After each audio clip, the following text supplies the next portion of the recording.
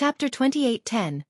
World Mirror. Xueqi had considered many possibilities for the items Sabre dropped. He had even entertained the possibility that one of the disguised items might be a damaged legendary item. After all, killing a Tier 4 NPC inside Dragonheart City was incredibly difficult. Had Sabre not taken the initiative to leave the city's boundaries and stood inside the city instead, the odds of Xueqi killing the NPC would have been zero. This was because Dragonheart City's defensive magic array strengthened all allied NPCs within the city. Unless Sabre had violated Dragonheart City's laws, the other NPCs within the city would have immediately come to Sabre's assistance as soon as Xueqi attacked him. In fact, Sharaviria could have saved Sabre as Xueqi was about to land the killing blow. After all Tier 5 NPCs were capable of world creation. One shouldn't underestimate Sharaviria simply because she arrived at Dragonheart City's entrance by flying to the scene slowly. If she wished, she could have moved from the World Tower to the city's entrance in the blink of an eye. Looking at the crystalline mirror in his hand, Xueqi began speculating about Sabre's identity. This was because this item didn't belong in the hands of a minor character. Turning to the three other crystalline mirrors and the ink-black crystal ball, Xueqi smiled involuntarily. According to rumors, only those who succeed in conquering an empire can obtain the world mirror. Yet, I actually got it from a Tier 4 NPC. I doubt anybody would believe me if I told them about this. The world mirror. Also known as the space mirror, the world mirror was a treasure passed down since ancient times. It wasn't something the modern god's domain could produce. This was because the world mirror originated from ancient gods. Even creating a replica of it was impossible. These items were treated as national heirlooms by the various empires. Without taking control of an empire, players wouldn't be able to obtain a world mirror at all. Of course, the world mirror Xueqi acquired from Sabre wasn't complete. The world mirror was a set of 12 mirrors and one control core. He would have to gather all 13 components to complete it. A complete world mirror could seal the sky, lock the earth, and move space itself. One shouldn't compare the world mirror to a simple sealing barrier. The world mirror was far more than that. It could not only seal a designated space but even transform the sealed space into a world of its own. Even Tier 5 existences shouldn't think of breaking out of this miniature world. Within the boundaries of this miniature world, a hostile existence's strength would plummet. Tier 5 existences would be fortunate to exhibit 30% of their strength while subject to the world mirror suppression. Existences below Tier 5 would fare even worse. The world mirror possessed an incredible range. Once activated, it would have no problem sealing an area encompassing several large maps. In the past, unless a Tier 6 god-ranked expert took to the field, any player forces that possessed a world mirror had been unstoppable within the territory protected by their world mirror. Even Tier 6 experts had their combat power weakened significantly under the world mirror's influence. This was also why super guilds with several Tier 6 experts had sometimes been helpless against the territories of top-ranking first-rate guilds with only one Tier 6 expert defending them. The world mirror Xueqi possessed was incomplete, so it couldn't create a world of its own. Regardless, this incomplete world mirror would still be considered a priceless treasure by any guild. It was far more valuable than even legendary items. This was because even an incomplete world mirror boasted many incredible effects. One example would be its ability to move a guild city to any desired location. Aside from that, if Xueqi bound this incomplete world mirror to the core magic array of a guild city, the said guild city would be immediately promoted to basic main city. A complete world mirror could elevate a guild city to the status of an advanced main city. Most imperial capitals were merely advanced main cities. Holy cities, one level above advanced main cities, numbered less than a handful in the modern god's domain. Meanwhile, a holy city was something that couldn't be conquered without Tier 6 gods. Anyone who attacked a holy city without a Tier 6 god on their side would only be seeking their own deaths. It wouldn't matter how many Tier 5s they had. This was because one of the conditions for promotion to holy city was the world mirror's protection. Even having multiple Tier 5 existences garrisoning a city wouldn't suffice to meet a holy city's defensive requirements. Now that Sabre had dropped such a treasure, how could Xueqi not be shocked and confused? Although I don't know who exactly this NPC is, now that I have the world mirror, I can adjust my development plan. Various thoughts occurred to Xueqi as he looked at the world mirror. Even though this world mirror was incomplete, it could still exhibit astonishing effects. He couldn't create a holy city now, but he could still create a main city. If Zero Wing gained a main guild city at this stage of the game, it would do wonders for the guild. The footprint of a main city was 3 times that of an advanced city. In terms of defense, a main city could easily withstand the attacks of Tier 4 existences. Most importantly, at the main city standard, a guild city would have no problem establishing itself almost anywhere in God's domain, aside from forbidden lands. It wouldn't have to worry about defending against monster tides. While Xueqi was debating which of Zero Wing cities he should bind the world mirror to, he suddenly received a message from Intoxicated Drunkard. Guild Leader Black Flame, both our guilds have already gathered the people you require in Dragonheart City. In a slightly eager tone, Intoxicated Drunkard asked, "When will you come to receive them?" "Already?"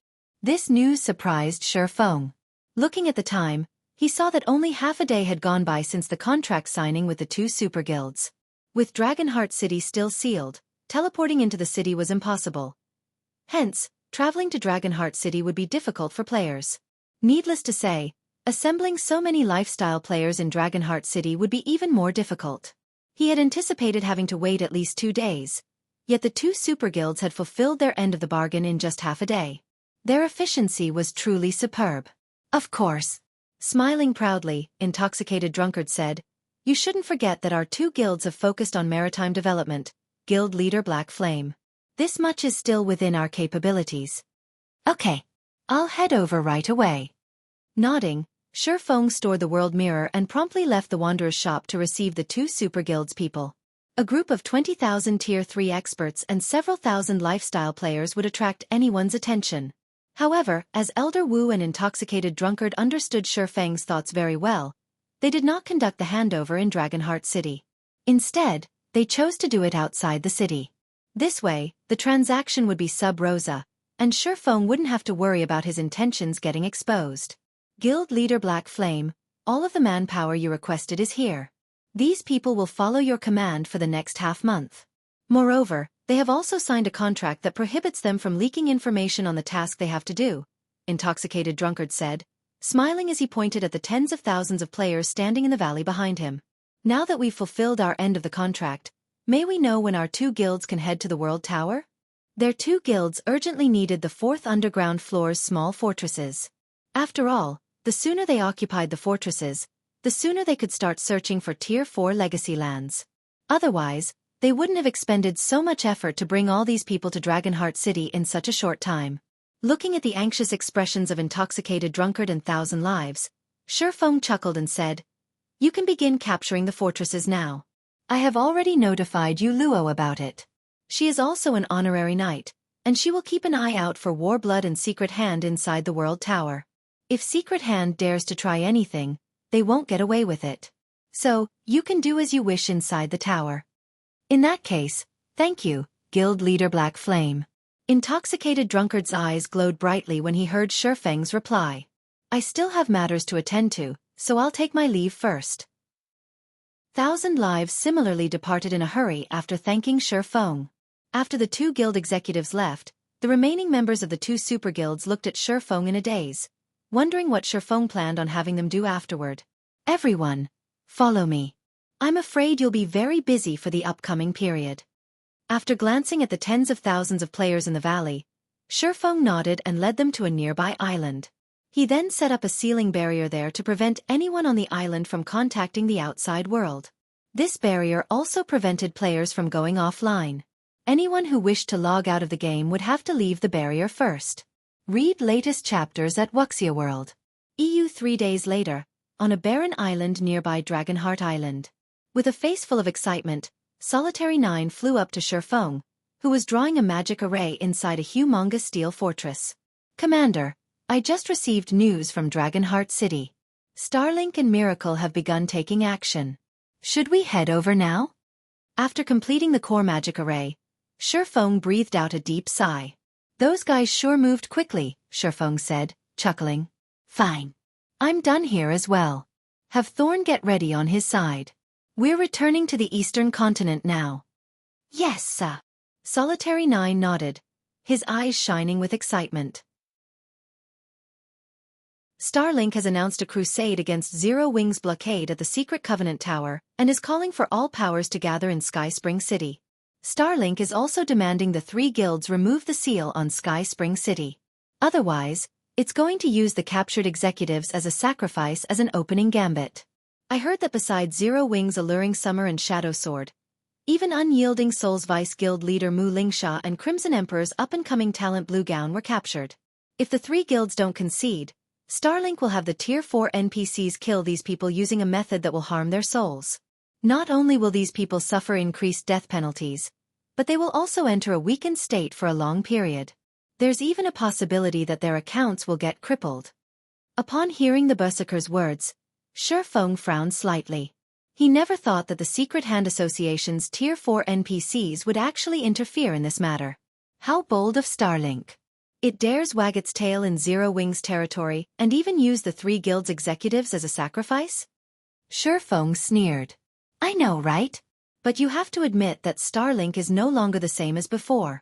Rumors have it that Starlink has 3 Tier 4 players, as well as several superpowers backing it. Now, it even has an NPC force supporting it. In terms of influence on the Eastern continent, even the 5 great super guilds can't compare to Starlink now. The robust Berserker nodded. As our White Lion adventurer team is quite well known in the Twin Towers Kingdom, we received an invitation to take part in the crusade. Hence, we decided to come to expand our horizons. Moreover, I heard that the 3 guilds' executives would be making an appearance as well. If negotiations sour, it will definitely lead to the biggest battle in God's domain's history. I see. Xueqi nodded. After listening to the Berserker, Xueqi roughly understood what Starlink was planning. Simply put, Starlink was trying to show off its strength with this operation. One of its reasons for doing so was to deal with Zero Wing, Unyielding Soul, and Crimson Emperor. Another reason was to present itself as an existence rivaling the 5 great super guilds. Hence, it had invited so many powers to take part and witness the operation. Friends, Sky Spring City is a mess right now. If you're trying to enter that rumored secret Covenant Tower, I'm afraid you visited the wrong city. Moreover, many superpowers are keeping a close eye on the tower right now. If independent players like ourselves are not careful, we might get treated as one of the 3 guilds members. If that happens, things will get troublesome. Looking at Xueqi's group of 3, the robust Berserker cautioned, you might get killed if you're lucky, or captured if you're unlucky. So, it's best to be careful. Thank you for the warning, Xueqi said. After Xueqi finished speaking, he left the teleportation hall with Lifeless Thorn and Solitary 9. After Xueqi's group departed, a male youth from the Silver Lion adventurer team looked at the robust Berserker in confusion and asked, Boss, why did you start talking to those strangers all of a sudden? It's nothing. I just thought that those 3 felt extraordinary. The more friends you have, the more options you have in life. It hasn't been easy for our adventurer team to grow to its current state. If we manage to befriend some experts, it will only benefit us, the robust Berserker replied, chuckling as he looked at the departing figures of Xueqi's group. Also, that cloaked swordsman looks quite familiar, though I can't remember who he is at the moment. Extraordinary? Familiar? Snickering, the youth said, Boss, everyone who visits Sky Spring City is at Tier 3. Which one of them isn't an expert? It's also normal to think that you've met someone familiar. After all, everyone looks mostly the same while wearing a black cloak. Honestly, I doubt that those 3 are anything amazing. After all, they came here without even knowing about the crusade. They also didn't receive an invitation from Starlink. They are probably experts from some backwater city. Read latest chapters at Wuxia World. EU experts were a dime a dozen in God's domain nowadays. However, only a small portion of these experts could make a name for themselves.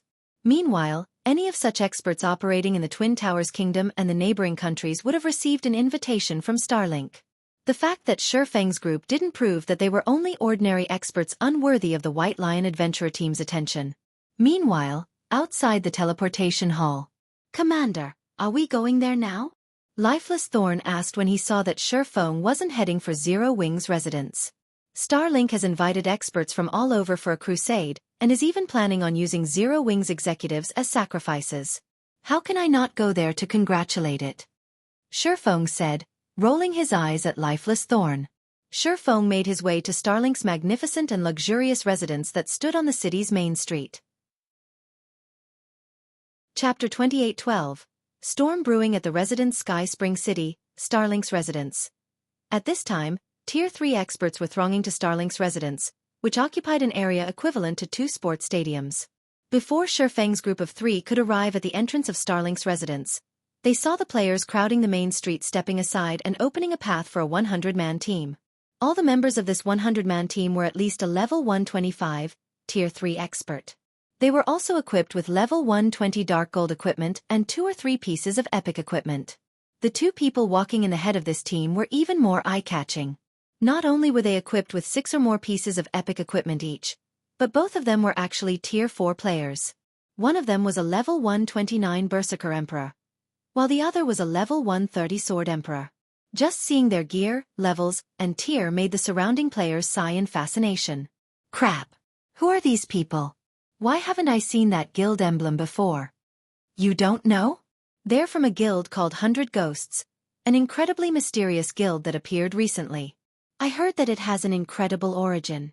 Although the guild has very few members, every one of them is an expert at Tier 3 or higher. That's right. That man and woman you see leading them are especially amazing.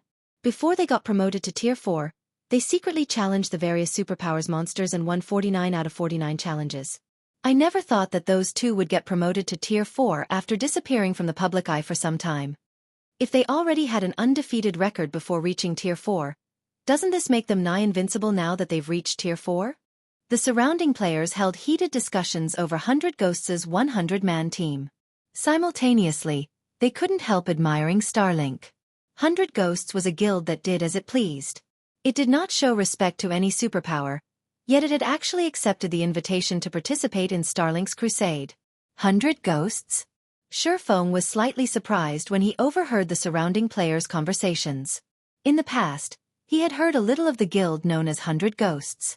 The guild had been an incredibly mysterious existence even back then. Moreover, it had revealed itself to the public 3 years after the game's launch, shortly after the first major system update. The moment this guild made its existence known to the world, it had shaken the entire God's domain. This was because 100 Ghosts had actually had over 30 Tier 4 experts at the time.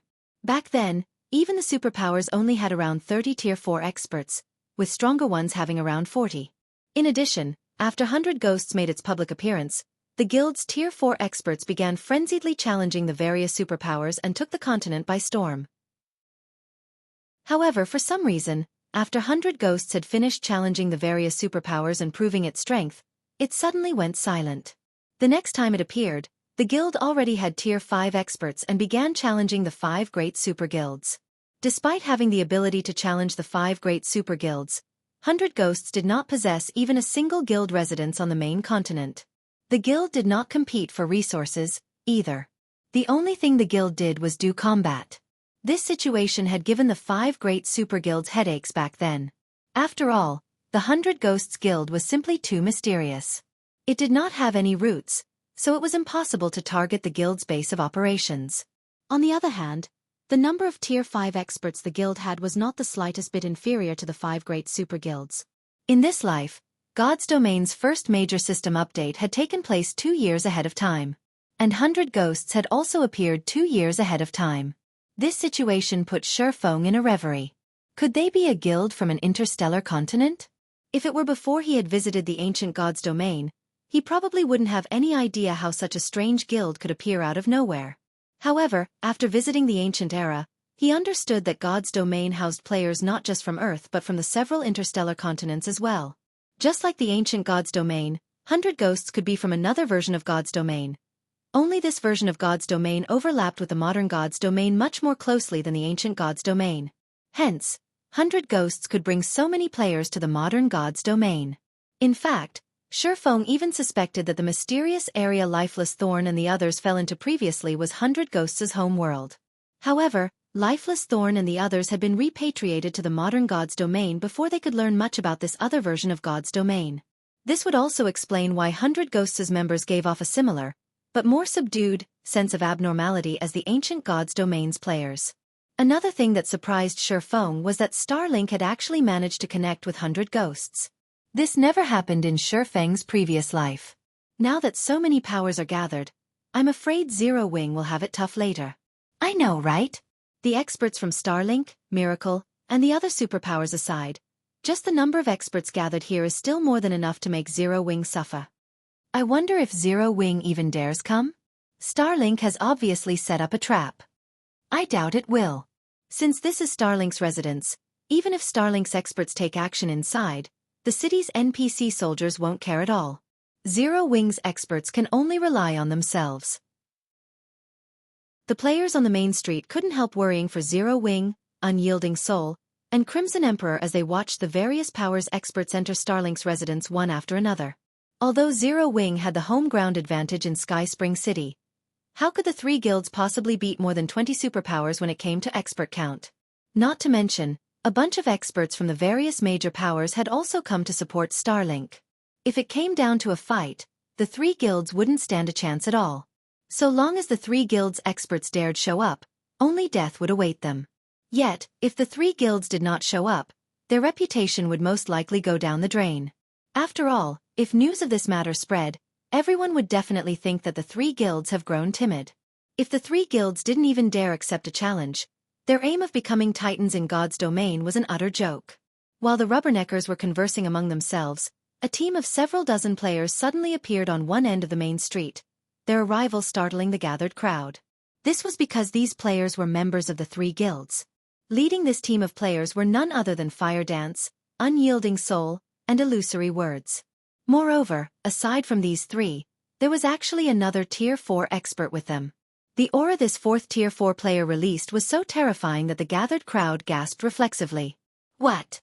Another person from Zero Wing reached Tier 4. That person should be Violet Cloud, right? The feeling she is giving off is completely different from before. Everyone fell into a daze as they looked at the lithe figure standing at the head of the three guilds team. Violet Cloud wore a mage's robe that resembled the starry night sky, and she had her hair tied into a ponytail with a matching ribbon. She looked nothing like a sacred cleric but more like a wise and pure goddess. Her level had even reached 131, which was higher than any other Tier 4 player they had seen thus far. Shortly afterward, Violet Cloud and the other members of the three guilds arrived at the entrance of Starlink's residence. Read latest chapters at Wuxia World. EU. As if expecting their arrival, Lu Xinglua and his entourage appeared at the entrance at this time. Compared to Zero Wing's group, Lu Xinglua had 5 Tier 4 players on his side, of which 2 were from Miracle. That was one more Tier 4 player than his side had previously. The new addition was Miracle Sword Freak, Miracle Dragon. At this time, Miracle Dragon had already reached level 130, and the oppressive aura he exuded was not much inferior to Violet Cloud's. Looking at Lu Xinglua, Illusory Words said coldly, "Lu Xinglua, we've come. You can let them go now. Your courage is praiseworthy, Vice Guild Leader Illusory. However, I've changed my mind." Smiling nonchalantly, Lu Xinglua said, "We went to great lengths to capture these people. If we just let them go so easily, wouldn't we superpowers suffer a hit to our reputations? How about we have a match in the residence? If you win, you can take them and leave. If you lose, all of you stay here. Do you three guilds dare accept this challenge?" Chapter 28:13 Powerful Showdown. Lu Xinglua spoke in a low tone, but his words echoed throughout the area. Everyone turned reflexively to look at Fire Dance and the others from the three guilds. A match? This is going to be interesting. I wonder if Zero Wing will accept it? If they don't, they'll embarrass themselves in front of the various powers Starlink invited. Although Zero Wing had arrived with great momentum, Starlink's side came prepared as well. Just by looking at the 5 Tier 4 players on Starlink's side, one could tell that Zero Wing held no advantage in the situation at all. Not to mention, the two sides had clashed with each other many times now and suffered severe losses. Zero Wing, Unyielding Soul, and Crimson Emperor had already begun living off their past gains. Their stockpile of weapons and equipment was dwindling, and they were starting to have difficulty compensating their members for their losses. Simply put, only morale was keeping the three guilds alive now. However, if the three guilds refused or lost in the match, morale in the three guilds would plummet. At that time, the performance of the three guilds members would definitely be affected greatly. Upon realizing this situation, the spectating crowd was in awe of Lu Xinglua's clever move. Originally, Everyone thought Starlink was merely trying to get Zero Wing to remove the seal on Sky Spring City. However, if Starlink got the 3 guilds' top combatants to remain in Starlink by winning a match, Sky Spring City's seal would no longer be a problem. While the spectators were having a quiet discussion among themselves, Fire Dance, Violet Cloud, Unyielding Heart, and Illusory Words briefly exchanged glances. Fine. Fire Dance answered as she looked at Lu Xinglua. What kind of match do you have in mind? Guild leader Xinglua? Their original plan was to break into Starlink's residence and rescue their captured members. However, now that Starlink had gained another Tier 4 combatant, the risk of their plan had undoubtedly increased. Not to mention, the Secret Hand Association's NPCs might be hiding inside the residence. At that time, they would have to go up against not only those NPCs but also 5 Tier 4 combatants. This would truly put them in a tough spot. After all, anyone capable of reaching Tier 4 was no pushover. In fact, they were among the best in God's domain when it came to combat standards, weapons, equipment, legacies, etc. Simple. Both sides will each select one person for a duel, and we will decide the winner in one match. Lu Xinglua said, smiling. What do you think of this, Commander Fire Dance? Fine. Fire Dance agreed without hesitation. Good. After hearing Fire Dance's response, Lu Xinglua turned to Miracle Dragon and said, our side will have Miracle Dragon represent us. At Lu Xinglua's words, Miracle Dragon leaped into the air and hovered above Starlink's residence. He then looked down quietly at the Zero Wing contingent, evidently prepared for a fight. Big Sis Fire, let me take him on, Violet Cloud volunteered. I haven't gotten a chance to fight against other Tier 4s ever since I reached Tier 4. I don't want to miss out on this. Fire Dance and the others exchanged looks at Violet Cloud's words, hesitation appearing on their faces. The fact that Lu Xinglua dared let Miracle Dragon represent Starlink's side meant that he was confident of victory. Otherwise, he would have had a veteran Tier 4 player take to the field instead. Of course, Lu Xinglua could have made such a decision because the other Tier 4 players had long since exposed their cards during the past few battles. In contrast, Miracle Dragon had only gotten promoted to Tier 4 recently, so the moves he possessed were still unknown to Zero Wing's side. Alright, but be careful. In the end, Fire Dance still nodded and consented to Violet Cloud's request. Their side couldn't afford to lose this battle. However, Zero Wing's veteran Tier 4s faced a similar problem to Starlink's veteran Tier 4s. On the other hand, Violet Cloud was not the slightest bit inferior to the 3 of them in combat standards. Now that she had gotten promoted to Tier 4 as well, it went without saying her strength rivaled theirs. Hence, letting Violet Cloud represent Zero Wing's side wasn't exactly a bad decision. Unyielding Heart and Crimson Emperor did not oppose Fire Dance's decision. Instead, they warned Violet Cloud to stay out of melee range from Miracle Dragon. Otherwise, Miracle Dragon's lightning-quick attacks would devastate a magical class player like Violet Cloud. Afterward, Violet Cloud similarly leaped into the air and hovered 100 yards away from Miracle Dragon. I lost to Gentle Snow last time because of my basic attributes, but you won't be as lucky as Gentle Snow. Miracle Dragon said as he looked at Violet Cloud with a cold and arrogant gaze. Because I will come at you seriously this time. After Miracle Dragon finished speaking, energy rippled out from his body and instantly enveloped the vicinity. Meanwhile, those caught within his mana domain immediately felt their bodies become incomparably heavy. Even Tier 3 players found it difficult to move their bodies. A supergravity domain? Fire Dance frowned subconsciously when she experienced Miracle Dragon's mana domain. This was the first time she had experienced such a powerful mana domain. Although this supergravity domain didn't affect the basic attributes of players, the increased gravity would affect the player's mobility significantly.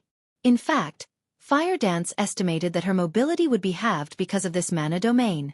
Needless to say, magical class players that didn't possess much strength would fare even worse in this mana domain.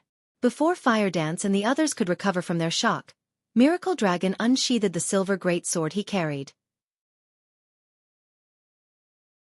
But that space-freezing domain prevents the use of instantaneous movement. Miracle Dragon is also known for his speed and strength. Her chances of victory are really slim, Lifeless Thorn argued. While he understood what Xueqi was trying to say, Miracle Dragon's dual domain was a perfect counter for magical class players. Read latest chapters at Wuxia World. Hey, relax. Chuckling, Xueqi looked at Violet Cloud and said, Having more mana domains isn't necessarily an advantage. Moreover, Violet's strength is no longer the same as before. As soon as Xueqi finished speaking, they saw Violet Cloud take out Death's Sigh. However, compared to before, the current Death's Sigh released a much more terrifying aura.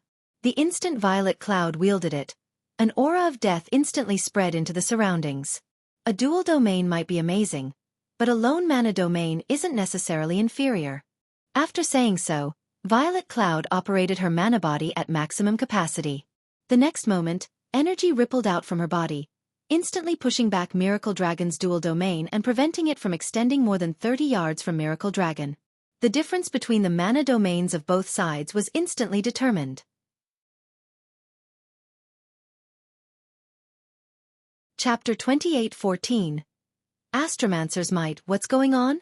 Why did a dual domain lose to a single domain?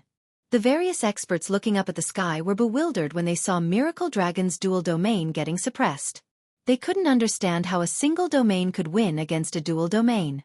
After all, the mana and pressure Violet Cloud's mana domain radiated were both weaker than those of Miracle Dragon's dual domain. This is interesting. This little beauty has actually surpassed Miracle Dragon in knowledge and control over mana by a large margin. A handsome youth wearing 100 Ghosts' Guild emblem said, a faint smile appearing on his face as he looked at Violet Cloud.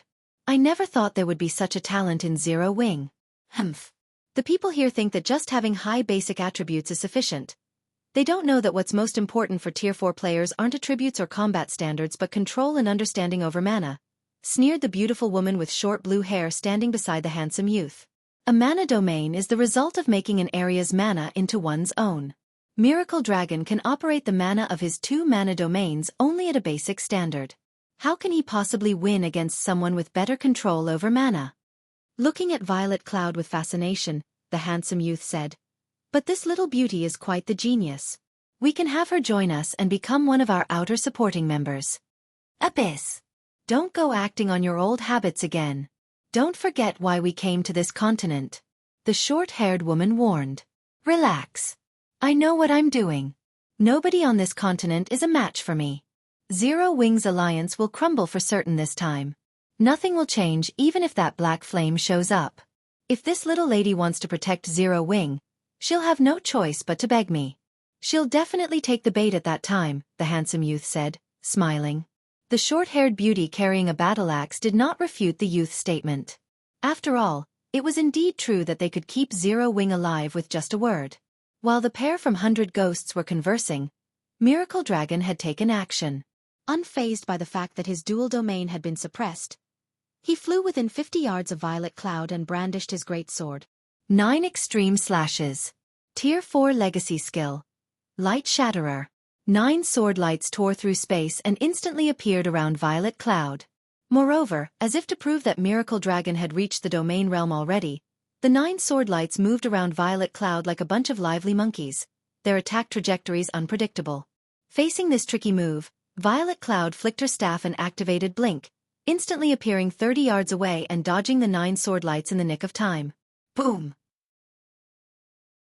A moment after Violet Cloud used Blink, the 9 sword lights converged on her original location and exploded, transforming the area within a 20-yard radius into an empty void. The power of this attack practically rivaled that of superior mythic monsters of the same level. However, before Violet Cloud could catch her breath, several more sword lights appeared around her, to which she responded by using Blink again. This process repeated itself over and over, the sword lights hounding Violet Cloud like her shadow. This scene dumbfounded the spectating crowd. After all, at this time, Miracle Dragon looked more like a ranged player than a melee player. Every time he brandished his greatsword, several sword lights would appear around Violet Cloud. Despite the distance between the two players, it was as if Miracle Dragon were right beside Violet Cloud. Miracle Dragon really isn't holding back. 1,000 Miles, who was standing at the entrance, burst into laughter as he watched the fight in the sky. At this rate, the fight will end in less than 10 seconds. Miracle Dragon was a magic swordsman. His class perfectly combined magic with the sword. The class was proficient in melee combat as well as ranged combat. While it was indeed amazing that Violet Cloud managed to render Miracle Dragon's dual domain useless, thanks to the Light Shatterer skill, Miracle Dragon could still thoroughly exhibit the might of his godly fast attacks. You might have a lot of movement skills, but while my light shatterer skill is active, it won't matter where you run to, so just surrender obediently. Miracle Dragon said, smirking as he watched Violet Cloud constantly dodging his attacks. Most people might expect him to be at a disadvantage when going up against magical class players, but he was a magic swordsman. It didn't matter whether he fought at close quarters or range. He was proficient in both forms of combat. Meanwhile, Light Shatterer had a 3-minute duration. Even if Violet Cloud had many movement skills, she definitely wouldn't have enough to last 3 minutes.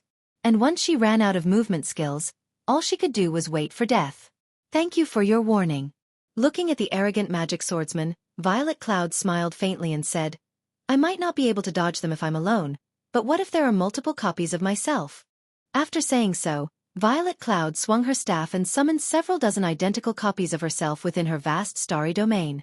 Then, the figures of Violet Cloud and her copies turned blurry, becoming indistinguishable from one another. Doppelgangers? Miracle Dragon was momentarily startled. No, their auras are too weak to be doppelgangers. They should only be illusions, and there should only be one physical body. Watch me break this move of yours. Miracle Dragon began brandishing his great sword wildly. Unlike before, his sword lights no longer converged on a single point. Instead, they scattered all around Violet Cloud's starry domain, leaving empty voids wherever they passed and turning the starry domain into a place of death. After the series of rampant attacks, black voids filled the starry domain, which covered a 300-yard radius, this outcome thoroughly demonstrating the power of a Tier 4 magic swordsman. You refuse to come out even in death? Miracle Dragon was puzzled as he looked at the dark void before him. His attacks had left no corner untouched. While Tier 4 players could indeed survive inside the empty void, they could do so only for a short period. They would still die if they lingered. As soon as Miracle Dragon finished speaking, however, Violet Cloud came strolling out of the black void entirely unscathed. It was evident that Miracle Dragon's rampant assault just now did not affect her. She avoided everything? Miracle Dragon was surprised by this scene. He knew the speed of his attacks very well. Only by using skills like Blink could magical class players dodge them. Relying solely on physical movements for evasion was impossible. Tanking his attacks would also be utterly foolish, and he would be more than glad to see Violet Cloud try. After all, her defense was bound to slip up against his swift and violent attacks. Nevertheless, Violet Cloud remained unscathed. Even her robe was intact. This proved that Violet Cloud had actually dodged all his sword lights. Amazing! I didn't even have time to cast my spells while dealing with those fast attacks. Thankfully, my starry domain just so happens to counter you. Otherwise, this really would be a tough fight. Violet Cloud sighed ruefully as she looked at the dark space around her. While the doppelgangers she summoned might seem like illusions, they were, in a certain sense, real.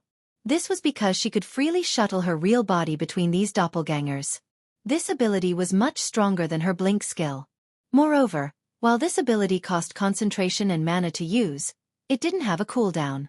And once her control over this ability improved, she could potentially summon thousands of copies of herself within her starry domain. Little girl, you're as arrogant as your guild leader. I refuse to believe you can dodge my attacks forever. Miracle Dragon said. He then held up his great sword in preparation for another round of attacks.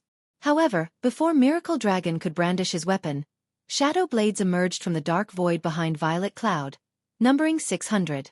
Miracle Dragon, did you think I was hiding in the void just to dodge your attacks?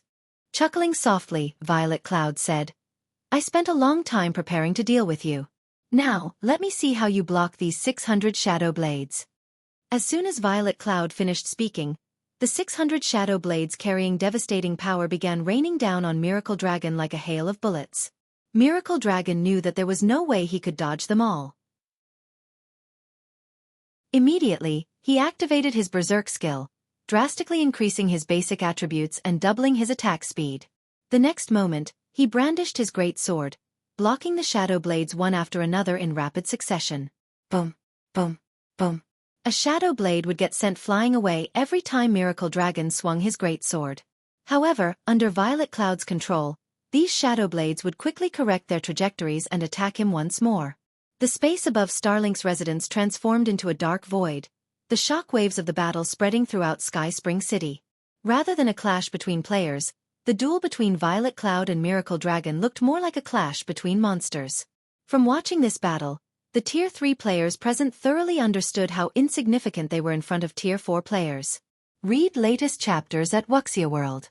EU. Despite Miracle Dragon's best efforts, there were just too many Shadow Blades. Moreover, Violet Cloud was also constantly making subtle adjustments to her attack patterns. As a result, roughly 20 seconds later, Miracle Dragon finally slipped up, and one Shadow Blade penetrated his defense. Just one hit took away 1/4 of Miracle Dragon's HP. Moreover, within a few more seconds, he slipped up 3 more times. The next moment, the clash in midair came to an abrupt halt, and Miracle Dragon's eyes closed reluctantly as his body fell into the compound of Starlink's residence. Only Violet Cloud and her 600 Shadow Blades remained hovering in the air, the frightening aura they released instilling fear into everyone. Guild leader Lu Xinglua, you can release our people now.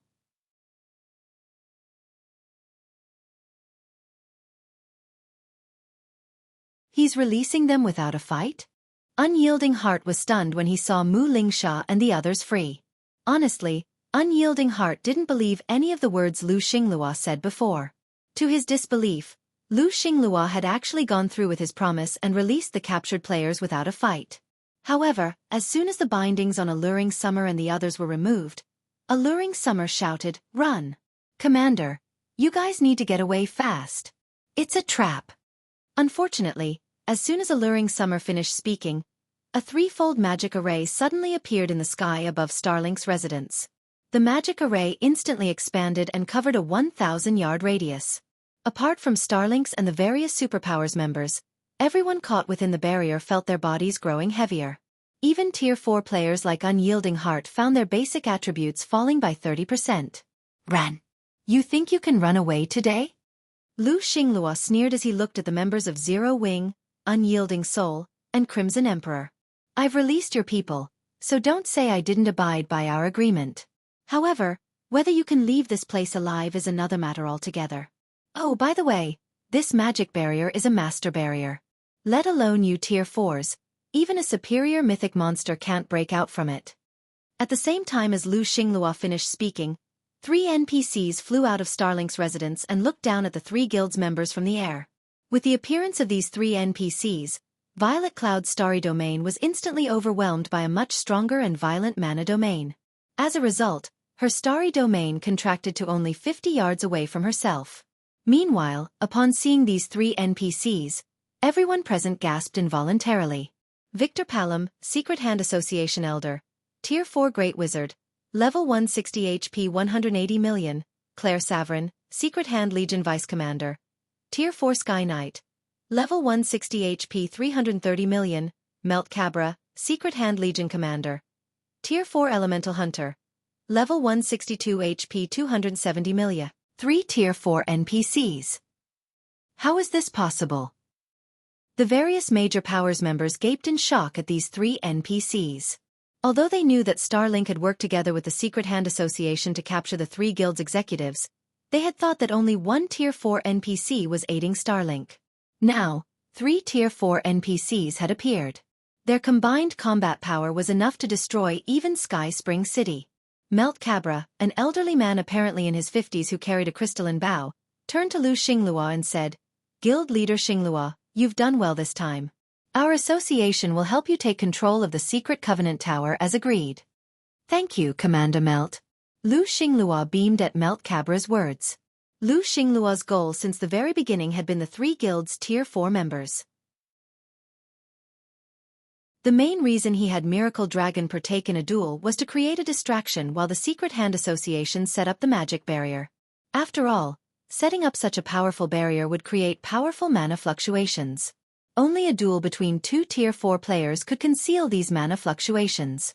Hence, Lu Xinglua never really cared whether Miracle Dragon won or lost the duel.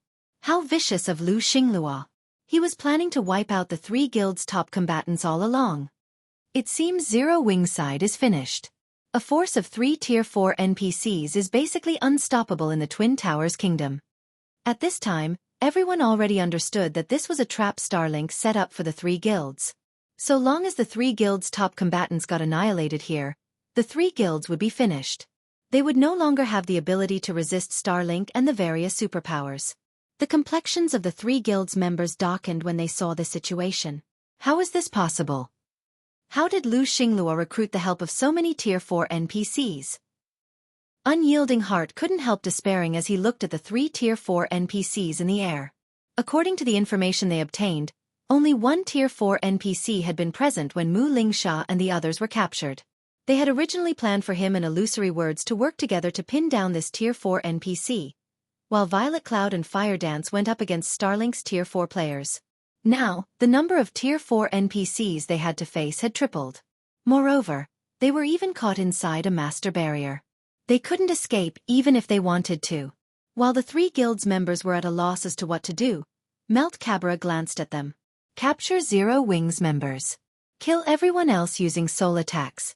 I want to let Black Flame know the consequences of provoking the Secret Hand Association. Melt Cabra commanded the two people beside him. In response, Elder Victor Palom chuckled and said, "Rest assured, Commander Melt, none of Zero Wings members will escape today."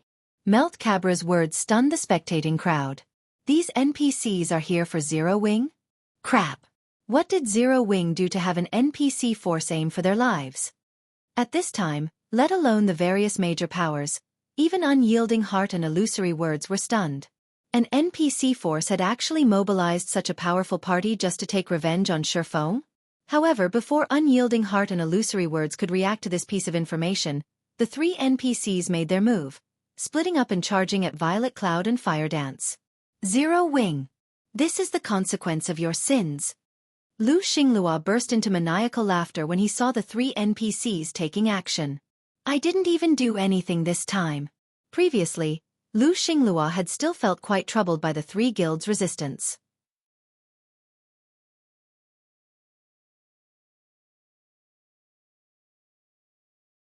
Chapter 28:16. Nobody is leaving. Everyone couldn't help doubting their eyes when they saw the cloaked man. After all, Melt Cabra was a level 162, Tier 4 NPC. Although he was only a Tier 4 Ranger, which wasn't a strength-oriented class, he still possessed a massive advantage in terms of levels. He simply wasn't an existence current players could go up against. Nevertheless, Xueqi had sent the elemental hunter flying with one hit. How frightening was his strength? He's actually that Black Flame? Standing in the spectating crowd, the robust man from the Silver Lion Adventurer team was astonished when he discovered Xueqi's identity. His team members were similarly stunned. They never imagined that the stranger their commander decided to befriend would actually be a big shot. Moreover, it was even a big shot capable of shaking the entire god's domain. Guild leader. Fire Dance and the others were also surprised when they saw Xueqi approaching them. They hadn't thought that Xueqi had already returned. Brother Black Flame, you've really made us wait. Unyielding Heart revealed a bitter smile when he saw Xueqi.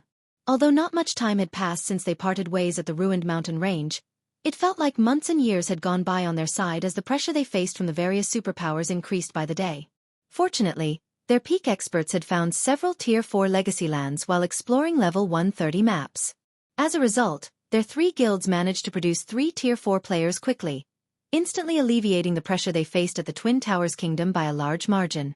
They were also continuously obtaining complete Tier 3 legacies from the Secret Covenant Tower, which allowed their guilds to produce Tier 3 players rapidly.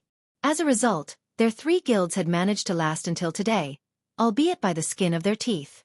Xueqi's return had undoubtedly increased their staying power. When Illusory Words saw Xueqi, she, too, heaved a deep sigh of relief. They had been fighting long and hard just to endure until this moment. Meanwhile, Xueqi's appearance also caused a stir among the members of Starlink's faction. None of them had expected Xueqi to reappear in such a sudden and powerful manner. Black Flame, you're finally willing to show yourself. Lu Xinglua laughed as he looked at Xueqi. I've been waiting for a long time. Today, I'll let you see Zero Wing perish before your eyes. Everyone, attack. In truth, Lu Xinglua was slightly surprised by Xueqi's arrival. He never thought that Xueqi would be able to return from the sealed Dragonheart City so quickly. Lu Xinglua had originally planned to use the annihilation of Fire Dance and the others to force Xueqi to come forward. Now, he no longer had to trouble himself.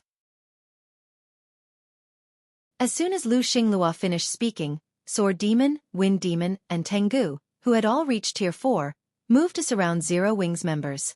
Only, shortly after the trio exited the residence's entrance, two figures intercepted them. "You'll need to beat the two of us first before you proceed," Lifeless Thorn said as he grabbed the spear slung on his back and swept it at the three enemies before him. At this time, Lifeless Thorn and Solitary 9 stopped concealing their life auras. Two more Tier 4 auras spread across the battlefield, stunning Sword Demon's group. Two more Tier 4s? How many Tier 4s does Zero Wing have? The various major powers exclaimed in surprise when they sensed Lifeless Thorn's and Solitary 9's auras. At this stage of the game, Tier 4 players were still as rare as a phoenix's feather. A superpower would be fortunate to have even one Tier 4 player. Yet, based on what they could see now, Zero Wing actually had 5 Tier 4 players already. Even the 5 great super guilds didn't have such a force yet. You people from Zero Wing are indeed capable. After glancing at Lifeless Thorn and Solitary 9, Lu Xinglua turned to Shifeng and sneered. "Unfortunately, all of you are inside a master barrier right now. Even if you have more Tier 4s on your side, you still don't have a chance at victory." Upon hearing this, the various onlookers snapped out of their daze and very much agreed with Lu Xinglua's words. "March, you go as well," 1,000 Miles commanded as he looked at Silent March. "Make sure Black Flame doesn't leave this place alive. We'll be in trouble afterward. Otherwise—" "Yes, sir." Nodding, Silent March took out her staff and joined Sword Demon's trio. Seeing that Silent March, a Tier 4 necromancer, was taking action as well, the spectating players sighed subconsciously. Although Starlink's side was still outnumbered, it had the help of a master barrier and 3 Tier 4 NPCs. Zero Wing's side stood no chance at all. However, before Silent March could arrive before Lifeless Thorn and Solitary 9, Shifeng suddenly slashed at the sky. World Breaker! The next moment, a dazzling brilliance shot into the sky and instantly penetrated the magic barrier. Subsequently, the barrier shattered, and the overwhelming pressure Zero Wing's members felt disappeared. "What master barrier?" Looking at Lu Xinglua, Shifeng asked calmly. "Do you mean this broken thing?" At Shifeng's words, silence enveloped the entire battlefield. Lu Xinglua, in particular, was utterly thunderstruck as he looked at the dissipating barrier. Impossible! Even a superior mythic monster would have a difficult time breaking this barrier. How could he just? At this time, Lu Xinglua felt as if he was having a nightmare. Either that or the heavens were playing a trick on him. "Guild leader, are you still just a Tier 4 player?" At this time, let alone Lu Xinglua and the various superpowers members, even Fire Dance and the others gaped in shock at this scene. This was a barrier capable of trapping superior mythic monsters. Yet, Shifeng had destroyed it with one slash. Not good. They can run away now that the barrier is broken. Reacting to the situation quickly, 1,000 Miles looked at Lu Xinglua and urged, "Guild leader Xinglua, we need to figure out a plan fast. If a Tier 4 player wanted to escape, even Tier 4 NPCs would have trouble stopping them. Meanwhile, if their faction failed to capture Zero Wing's members alive, they would have a much harder time dealing with the 3 guilds afterward." On the other hand, Unyielding Heart and Illusory Words breathed out a sigh of relief at this situation. Read latest chapters at Wuxia World. EU. With the magic barrier gone, so long as they scattered and fled, the 3 Tier 4 NPCs wouldn't be able to capture them. Moreover, they were still inside Sky Spring City. If the 3 Tier 4 NPCs caused a commotion, Sky Spring City's Tier 4 magistrate would definitely intervene. At that time, the magistrate would be able to pin down at least one of Secret Hand's NPCs. However, before Lu Xinglua and 1,000 Miles could issue commands, Shifeng jumped into the air above Starlink's residence and scanned the crowd beneath him. This situation confused the various spectating players. They couldn't understand why Shifeng had approached Starlink's residence instead of running away. "Run away!"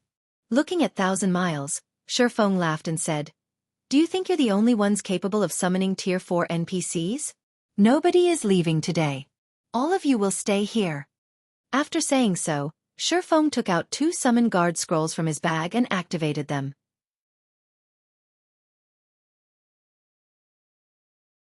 Chapter 28:17. Reversal. As Shifeng chanted the incantation to activate the summon guard scrolls, 2 magic arrays appeared before him. 1 second later, 2 figures emerged from these magic arrays. Along with the appearance of these two figures, everyone present felt an unprecedented pressure weighing down their body. Tier 4 personal guards? How did he do it? The various major powers members gasped when they saw the two new figures in the air. Many players owned personal guards in God's domain, but those capable of owning Tier 4 personal guards at this stage of the game could be counted on one's fingers. This was because NPCs had much more difficulty getting promoted to Tier 4 than players. Even fine gold guards had no more than a 25% chance of success. And in the event of failure, these personal guards would have to wait 1 whole month before they could challenge their promotion quest again. Moreover, the success rate wouldn't change in the slightest. Yet, now, Xueqi had actually summoned 2 Tier 4 personal guards.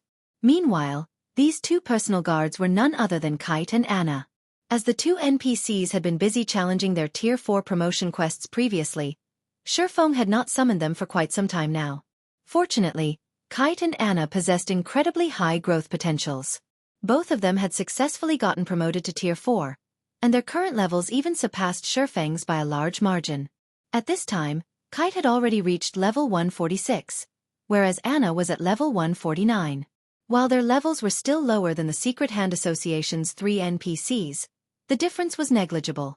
After reaching Tier 4, the main factors that allowed Tier 4 NPCs to undergo qualitative improvements were fragmented legendary weapons and equipment, control over mana, and the number of Tier 4 skills and spells learned. With Kite and Anna's arrival, even a fool could tell that the tables had turned. Previously, after Starlink and the various superpowers lost the support of their master barrier, their disadvantage in numbers meant they could only rely on the Secret Hand Association's NPCs to overwhelm Zero Wing's side. However, Kite and Anna could fend off at least 2 of the association's Tier 4 NPCs. And with the growing commotion, Sky Spring City's Tier 4 magistrate would most likely come to help soon. Hence, Starlink and the various superpowers no longer had any advantages at this time. In fact, they were even at a disadvantage since Zero Wing's side had 3 more Tier 4 players than they did. A difference of 3 Tier 4 players might not seem like much, but it was already more than enough to elicit despair in Starlink and the various superpowers. This was because even 10,000 Tier 3 players wouldn't be enough to go against 3 Tier 4 players. That would only result in a one-sided massacre. Moreover, with the seal over Sky Spring City still in effect, the only way players could teleport out of the city was through the teleportation hall. This situation was considerably disadvantageous for Starlink's side. When Lu Xinglua recognized the situation, his complexion turned indescribably ugly. He had never dreamed that Xueqi would be able to reverse the situation and even put him in dire straits. Guild leader Xinglua, what should we do now? If it comes down to a fight, I'm afraid our side. 1,000 Miles asked anxiously as he looked at Lu Xinglua. Lu Xinglua had full responsibility for this operation. Miracle and the various superpowers were simply here to show support. After all, Lu Xinglua had repeatedly guaranteed that he would take down Zero Wing this time. Then, the various superpowers would divide the Secret Covenant Tower and the 3 guilds' territories among themselves. Now, before Miracle even took a cut out of Zero Wing, it had already lost Miracle Dragon. Moreover, at this rate, even Silent March and 1,000 Miles himself would most likely perish. I understand. Sighing helplessly, Lu Xinglua said, I originally thought that these means would already be enough to take down Zero Wing. It seems I still have to request their help in the end. Request their help? At Lu Xinglua's words, realization dawned upon 1,000 Miles. He then looked at a nearby team of several dozen players and muttered, could it be? 1,000 Miles had heard of the mysterious guild known as 100 Ghosts. This was a guild that showed no respect or fear for even the 5 great super guilds. He never thought that Lu Xinglua would actually have such a deep connection with 100 Ghosts. That's right. It's them. Lu Xinglua nodded. He then looked at the handsome youth leading 100 Ghosts' team and called out, Brother Abyss, I'm afraid I'll have to bother you for help. Once we get out of this predicament, Starlink will agree to all your conditions. Good. I've been waiting a long time for these words. Guild leader Xinglua. Awakened Abyss smiled when he heard Lu Xinglua's promise. Since you've thought it through already, 100 Ghosts naturally won't sit back and do nothing. Thank you, Brother Abyss. Lu Xinglua breathed out a sigh of relief. Xueqi had really boxed Lu Xinglua into a corner this time. Since they were inside Sky Spring City, which also happened to be Zero Wing's territory, Starlink's members would all end up jailed if they died or got captured inside the city. Meanwhile, the prison sentence could last anywhere from a few days to over a dozen days. This absolutely wasn't an outcome Lu Xinglua could tolerate. Now that 100 ghosts had agreed to intervene, though, Starlink would escape this predicament. Lu Xinglua knew very clearly what kind of power was backing 100 ghosts. It simply wasn't something the main continent superpowers could go up against.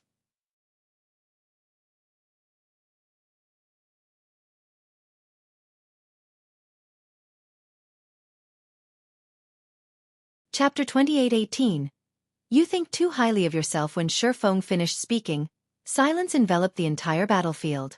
Nobody had expected that Xueqi would show no regard at all for 100 ghosts. A cold glint flashed in Awakened Abyss's eyes at Xueqi's response. Guild leader Black Flame, my suggestion is beneficial for both our sides. If 100 ghosts interferes, setting all else aside, just in terms of number of tier 45, Zero Wing won't have much of an advantage, Awakened Abyss said coldly. If you insist on remaining obstinate, I'll have to take it as Zero Wing having hostile intentions toward 100 ghosts. After saying so, Awakened Abyss stopped concealing his life aura. Immediately, a life aura rivaling that of the Secret Hand Association's Tier 4 NPCs spread across the battlefield. Simultaneously, Awakened Abyss revealed the glow effect of his equipment, the result making the surrounding spectators gasp. This was because Awakened Abyss was actually fully geared in epic equipment. Moreover, apart from a full set of epic equipment, Awakened Abyss's longsword was also extraordinary, sporting 6 gleaming gemstones inlaid into it. And although the longsword looked old-fashioned, the aura it exuded was much stronger than that of the epic equipment he wore by a large margin. Meanwhile, the short-haired woman standing beside Awakened Abyss also stopped concealing her life aura and equipment. And like Awakened Abyss, she was fully geared in epic equipment and carried a battle axe that rivaled Awakened Abyss's longsword. Aren't those two a little too well equipped? No wonder even the 5 great super guilds are wary of 100 ghosts. Even Starlink and the various superpowers can't afford to arm their members to the teeth with such excellent items. When the various major powers saw the dazzling glow enveloping Awakened Abyss and the short-haired beauty, they were startled. Everyone present had seen epic weapons and equipment before. However, trying to fully gear a player with epic items that suited them was incredibly difficult. Yet, 100 ghosts had managed to do so for 2 players. One could see just how powerful 100 ghosts was through this point alone. Hence, it was clearly unwise for Zero Wing to make an enemy of 100 ghosts at this time. Hostile intentions? Xueqi laughed as he looked at Awakened Abyss. You think too highly of yourself. Since you wish to stand on Starlink's side, then die with them. After saying so, Xueqi unsheathed the light of 2 worlds and executed a downward slash at Awakened Abyss. First sword. Light shadow. An illusory great sword over 100 meters long appeared in the sky and descended toward Awakened Abyss and the short-haired woman. Space ruptured in the great sword's wake, and Awakened Abyss and the woman suddenly found themselves having difficulty moving. How dare he! When Lu Xinglua and the various superpowers executives saw this scene, they gaped in shock. They never thought that Xueqi would even attack 100 ghosts as envoys. Crazy bastard! Awakened Abyss revealed a startled expression when he saw the illusory great sword. He hadn't expected Xueqi to take such prompt action. Moreover, he found the power of Xueqi's attack stifling. Even the Tier 4 NPCs he had faced before couldn't execute such a powerful attack. Almost by instinct, Awakened Abyss took out a crystal and shattered it without hesitation. 2 barriers instantly appeared before Awakened Abyss and the short-haired woman, protecting them. Boom! When the illusory great sword came into contact with the first barrier, the barrier immediately cracked. Only after the first barrier had shattered completely did the illusory great sword disappear. Awakened Abyss and the short-haired woman stared at this outcome in disbelief. This dual-layered barrier was the product of a Tier 4 curse, a tool they carried for emergencies. Even Tier 4 NPCs couldn't break the generated barriers, yet Xueqi had shattered 1 layer. In other words, Xueqi needed only 1 more attack to destroy this Tier 4 defensive curse. We're leaving. Awakened Abyss commanded his team to retreat without hesitation. His mana technique is too powerful. Only the elders can deal with him. We won't be able to stop his 3rd attack. As soon as Awakened Abyss finished speaking, 100 Ghosts' members promptly scattered and fled. Awakened Abyss and the short-haired woman leaped into the air and made a beeline for Sky Spring City's gate. They dared not try to put up a fight. It seems you're not completely inept, Xueqi commented indifferently as he looked at the remaining barrier before him. He then looked at Awakened Abysses and the short-haired woman's fleeing figures and continued, "However, since you dare interfere in Zero Wings matters, I'll have one of you stay behind today to teach you a lesson." After saying so, Xueqi suddenly disappeared from where he hovered. When he reappeared, he was in front of Awakened Abyss. Xueqi's appearance shocked Awakened Abyss. Xueqi was too fast. His movement speed in the air practically rivaled a flying mount's. However, before Awakened Abyss could react to the situation, Xueqi swung the light of two worlds once more. It was evident he had chosen Awakened Abyss as his target of detention. Spatial Slash. Black Flame. Unwilling to take any chances, Awakened Abyss activated his Berserk skill, boosting his basic attributes by a large margin. Now, he could go toe-to-toe against a superior mythic monster of the same level. Don't go too far. Awakened Abyss used his full strength to counter Xueqi's attack, his long sword radiating a colorful brilliance as it swung to meet Xueqi's light of two worlds. Now, the power of his attack was not the slightest bit weaker than that of the light shadow Xueqi executed before. Boom! Two sky-splitting spatial tears appeared when the two swords collided. Immediately afterward, Awakened Abyss crashed into the ground below like a cannonball, and his HP plummeted. In the blink of an eye, Awakened Abyss's HP, which exceeded 20 million, fell to 0, and the youth became deader than dead. Abyss. The short-haired woman was stunned when she saw Awakened Abyss killed. Awakened Abyss was one of the top 3 experts among 100 Ghosts' younger generation, yet he actually couldn't withstand even one attack from Xueqi. When Lu Xinglua and the others standing inside Starlink's residence saw this scene, they, too, were flabbergasted. They never thought Xueqi would actually kill Awakened Abyss without hesitation, showing no fear of 100 Ghosts whatsoever. Run away! Nobody knew who said these words. However, as soon as they appeared, the tens of thousands of players inside Starlink's residence came to a tacit agreement and began fleeing immediately. Even the Secret Hand Association's NPCs had grim expressions when they saw Xueqi's might.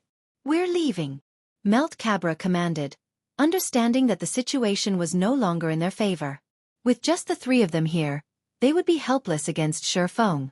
Immediately afterward, the Secret Hand Association's 3 Tier 4 NPCs turned to flee Sky Spring City. "You want to escape? Dream on." Looking at Kite and Anna, Xueqi commanded, "Kill all of these people." "Yes, sir." Kite and Anna, who had remained on standby until now, responded respectfully. They then split up and took independent action. The next moment, Anna set out in pursuit of Melt Cabra's group. As for Kite, he joined Lifeless Thorn and Solitary 9 in dealing with Starlink's Tier 4 players. "You think you can stop us by yourself? You must be tired of living." Melt Cabra was incensed when he saw Anna coming to block his group by herself. Although Anna was also a Tier 4 existence, she was merely level 149. She would have trouble stopping even one of them, let alone all 3. She was basically insulting their strength by coming at them alone. However, before Melt Cabra could say anything more, Anna unleashed her mana domain. Immediately, Anna's mana domain enveloped the entire Sky Spring City, transforming the city into a world of black and white. Under the effects of her mana domain, Starlink's and the various superpowers Tier 3 players couldn't even budge.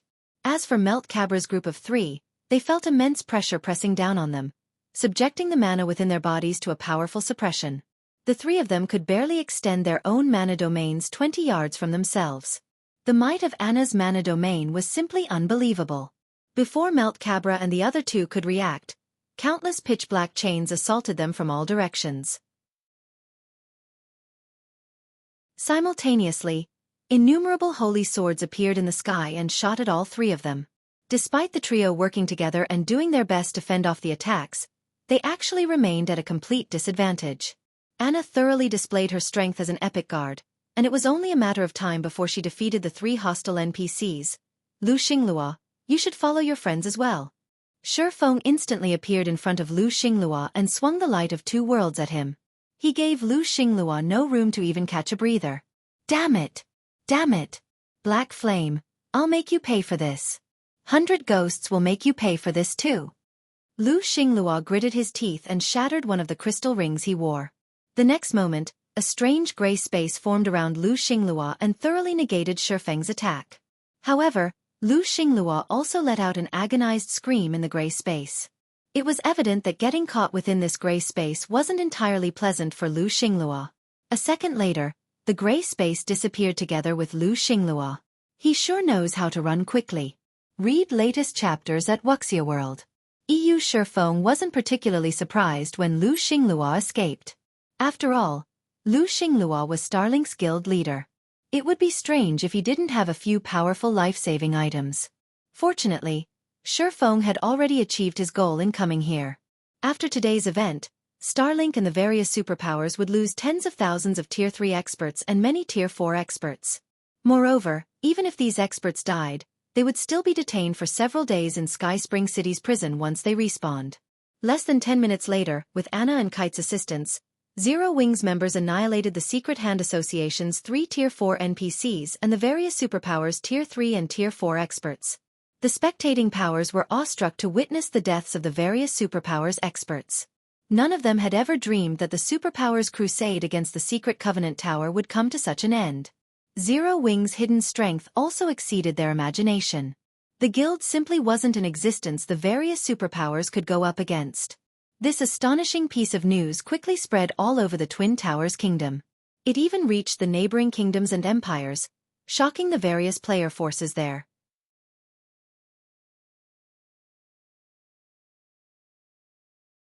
Chapter 28:19. Changes in the Twin Towers kingdom in a certain border town of the Fire Dragon Empire. At this time, a 3,000-man team of Tier 3 players was resting in 2 bars on the main street. All the town residents, be they players or NPCs, were extremely afraid of this team. This was because the average level of this team was level 125. 3 levels higher than the average level of Tier 3 players in the Fire Dragon Empire. Meanwhile, leading this powerful team of Tier 3 players was a long-haired woman with a heroic air. When the players looked at this white-clad woman, their gaze held awe and respect. This woman was none other than the first player in mythology to have gotten promoted to Tier 4, Cold Shadow, who was now mythology's first vice-guild leader. In addition, she had even reached level 133, 11 levels higher than the average Tier 3 player. The cold and sharp aura she exuded was so powerful that even Tier 3 players over 100 yards away shuddered involuntarily. Vice-guild leader, news just came in from the Twin Towers Kingdom, White Feather, who was now a level 130, Tier 4 Guardian Knight, reported to Cold Shadow. Starlink suffered a tragic defeat. Moreover, because of Black Flame's sudden appearance, with the exception of Lu Xinglua, none of the various superpowers experts escaped. Nearly 20,000 Tier 3 experts were penalized with 10 days confinement in Sky Spring City's prison. He's finally willing to show himself. Cold Shadow, who was resting quietly with her eyes shut, wasn't the slightest bit surprised when she heard White Feather's report. Unfortunately, although Black Flame dealt a heavy blow to Starlink and the various superpowers, he still let the key person escape. Zero Wing will most likely face a lot of trouble after this. After all, the person standing behind Lu Xinglua isn't some random pushover. That person is also adamant in acquiring the Secret Covenant Tower. According to our insider reports, Black Flame killed 100 Ghosts' Awakened Abyss, White Feather said in a quieter tone. In fact, out of 100 Ghosts' team of several dozen players, only Vice Commander Jade Leaf managed to escape. This bit of news had Cold Shadow opening her eyes in shock. Has Black Flame lost his mind? He actually killed Awakened Abyss? Does he not know Awakened Abyss's identity? Awakened Abyss was a talent 100 Ghosts placed great importance on. The youth was so important that 100 Ghosts had even tasked Jade Leaf, a Tier 4 expert, to accompany him as his bodyguard.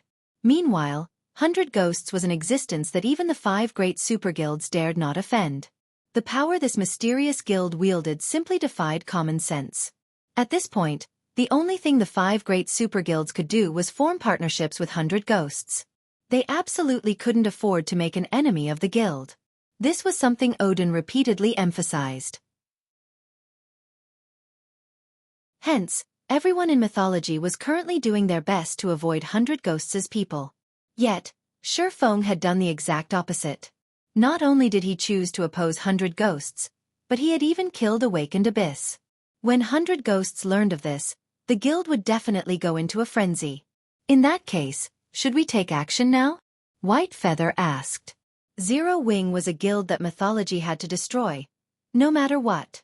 Now that Xueqi had dealt a heavy blow to Starlink and the various superpowers, these guilds definitely wouldn't just let the matter lie. In fact, they might even put everything on the line to fight Zero Wing after all. These superpowers had lost so many Tier 3 experts already. If they still couldn't secure the secret Covenant Tower, recovering from this loss within a short period would be impossible. Not to mention, 100 Ghosts would most likely retaliate against Zero Wing as well. At that time, a spectacular battle would definitely occur at the secret Covenant Tower, which would be the perfect opportunity for mythology to take action. No, it still isn't time. Cold Shadow shook her head. We have just recently completed that inferior legendary quest and obtained a mana body legacy. We need to digest this legacy first. It wouldn't be too late to take action once we have improved our mana bodies. After all, when it comes to matters regarding the mana body, Black Flame's side has already made significant progress. I doubt we are a match for him in this regard even now. I understand. I'll notify the others about this and have them head to the Divine Cave, White Feather said, nodding.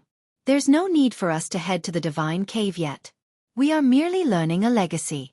We can learn it anywhere, Cold Shadow said. After reading a message one of her subordinates just sent her, she smiled faintly and continued. Moreover, if we head to the secret Covenant Tower now, we might get an opportunity to understand 100 Ghosts' strength. 100 Ghosts is taking action already? White Feather was surprised when she heard Cold Shadow's words. The strength Zero Wing had displayed thus far was incredibly terrifying. The guild had not only 5 Tier 4 players but also 2 Tier 4 personal guards, who were far superior to the average Tier 4 NPC.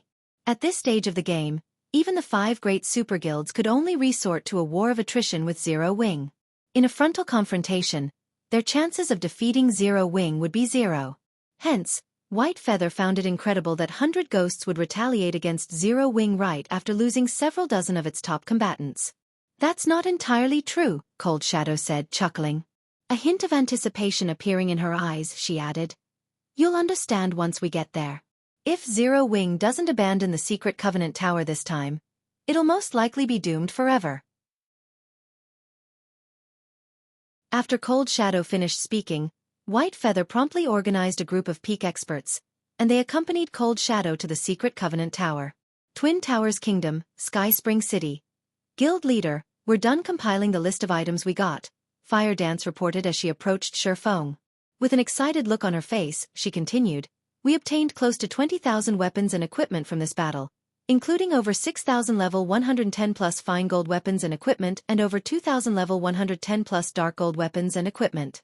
The rest are all level 110 plus secret silver weapons and equipment. This harvest will mitigate a significant portion of the losses we suffered previously. Currently, Fire Dance, Yulon, and Melancholic Smile were managing the affairs of the entire guild. Dealing with the guild's weapon stockpile gave Fire Dance massive headaches. Previously, when she had merely been commanding Zero Wing's main force, she hadn't known just how important it was for the guild to have a sufficient stockpile of weapons and equipment. However, after taking over Gentle Snow's and Aqua Rose's responsibilities and repeatedly clashing with the various superpowers, she finally understood what a guild's foundation referred to. Originally, she believed that a guild's foundation referred to the number of experts a guild possessed. However, after the various superpowers began waging war against Zero Wing, she realized that what truly served as a guild's foundation were weapons and equipment. If not for the Candlelight trading firm having a sufficiently large number of lifestyle players, Zero Wing would have long since run out of weapons and equipment. And if that happened, members would definitely withdraw from the guild in droves. After all, nobody would want to fight for a guild that couldn't even arm them with weapons and equipment. Give half of the weapons and equipment to Crimson Emperor and Unyielding Soul, Xueqi said, smiling. I believe they haven't been faring well recently, either. These weapons and equipment should help them cope with their troubles. Xueqi had a very thorough understanding of the issues involved in guild wars. When he led Shadow in his previous life, there had been instances when the guild's warehouse had only bronze weapons and equipment. Back then, Shadow had only been a small guild. If a superpower were to face a situation where its warehouse had only bronze weapons and equipment, everyone in the guild would have long since quit. After all, even if guild players died and lost levels, So long as they had sufficiently good weapons and equipment, they could quickly recover their levels. However, without weapons and equipment, they might as well be independent players. At the very least, hostile forces wouldn't persecute them.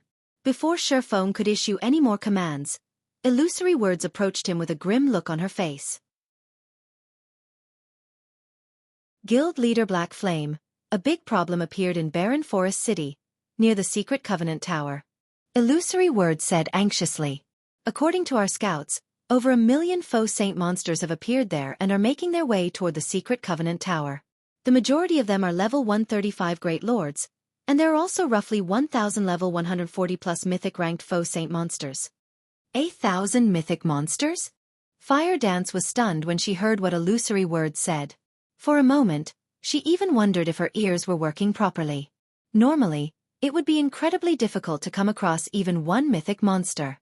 Not to mention, monsters had gained the ability to think for themselves after the major system update. This had increased their combat standards by a large margin and improved their capacity for cooperation. Under normal circumstances, a Tier 4 expert would have to flee if they came across 2 or 3 mythic monsters of the same level simultaneously. And with around 10 mythic monsters, one could even attack towns and cities. Nonetheless, she was being told that their opponent had 1,000 mythic monsters? 1,000? Xueqi was also surprised by this piece of news. The strongest monster tide he had come across out in the fields had only around 100 mythic monsters. That monster tide had successfully destroyed a guild city defended by several Tier 4 players. Now, the enemy had 1,000 mythic monsters, faux saint monsters possessing above-average combat standards. This was undoubtedly a devastating force.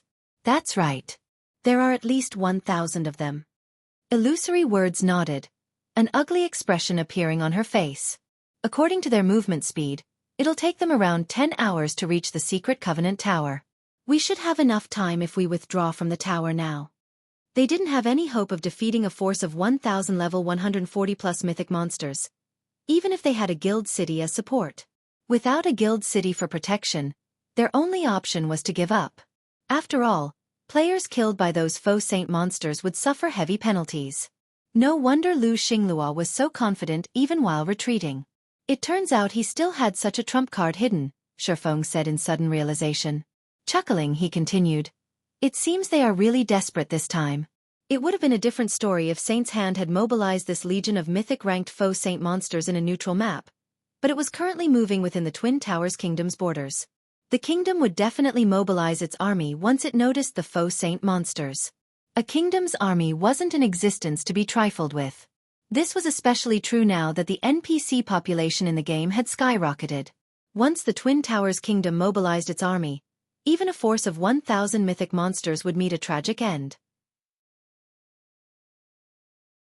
Meanwhile, this legion of mythic-ranked faux saint monsters was probably close to everything Saint's Hand had.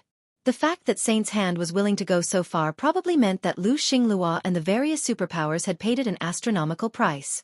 Read latest chapters at Wuxia World. EU anxiously, Fire Dance asked. Guild leader, should we withdraw our members from the tower now? No. Xueqi shook his head. A manic gleam appearing in his eyes, he said. Since these people wish to die, we'll fulfill their wish. When Illusory Words and Fire Dance heard Xueqi's words, their first thought was that he had truly gone mad. After all, he was actually still planning to engage the enemy in such a situation. A legion with 1,000 mythic-ranked faux saint monsters was something only NPCs could handle at present. It simply wasn't a force players could go up against. Guild leader Black Flame. At this time, Illusory Words suddenly thought of something, and a hint of shock flashed in her eyes. That thing. Have you completed it? MHM. It's completed. Xueqi nodded. However, I still need to make some final adjustments. For now, I'll have to trouble you two to gather our manpower at the tower as soon as possible. I'll meet you there. After saying so, Xueqi summoned the Thunder Eagle and flew straight to the secret Covenant Tower.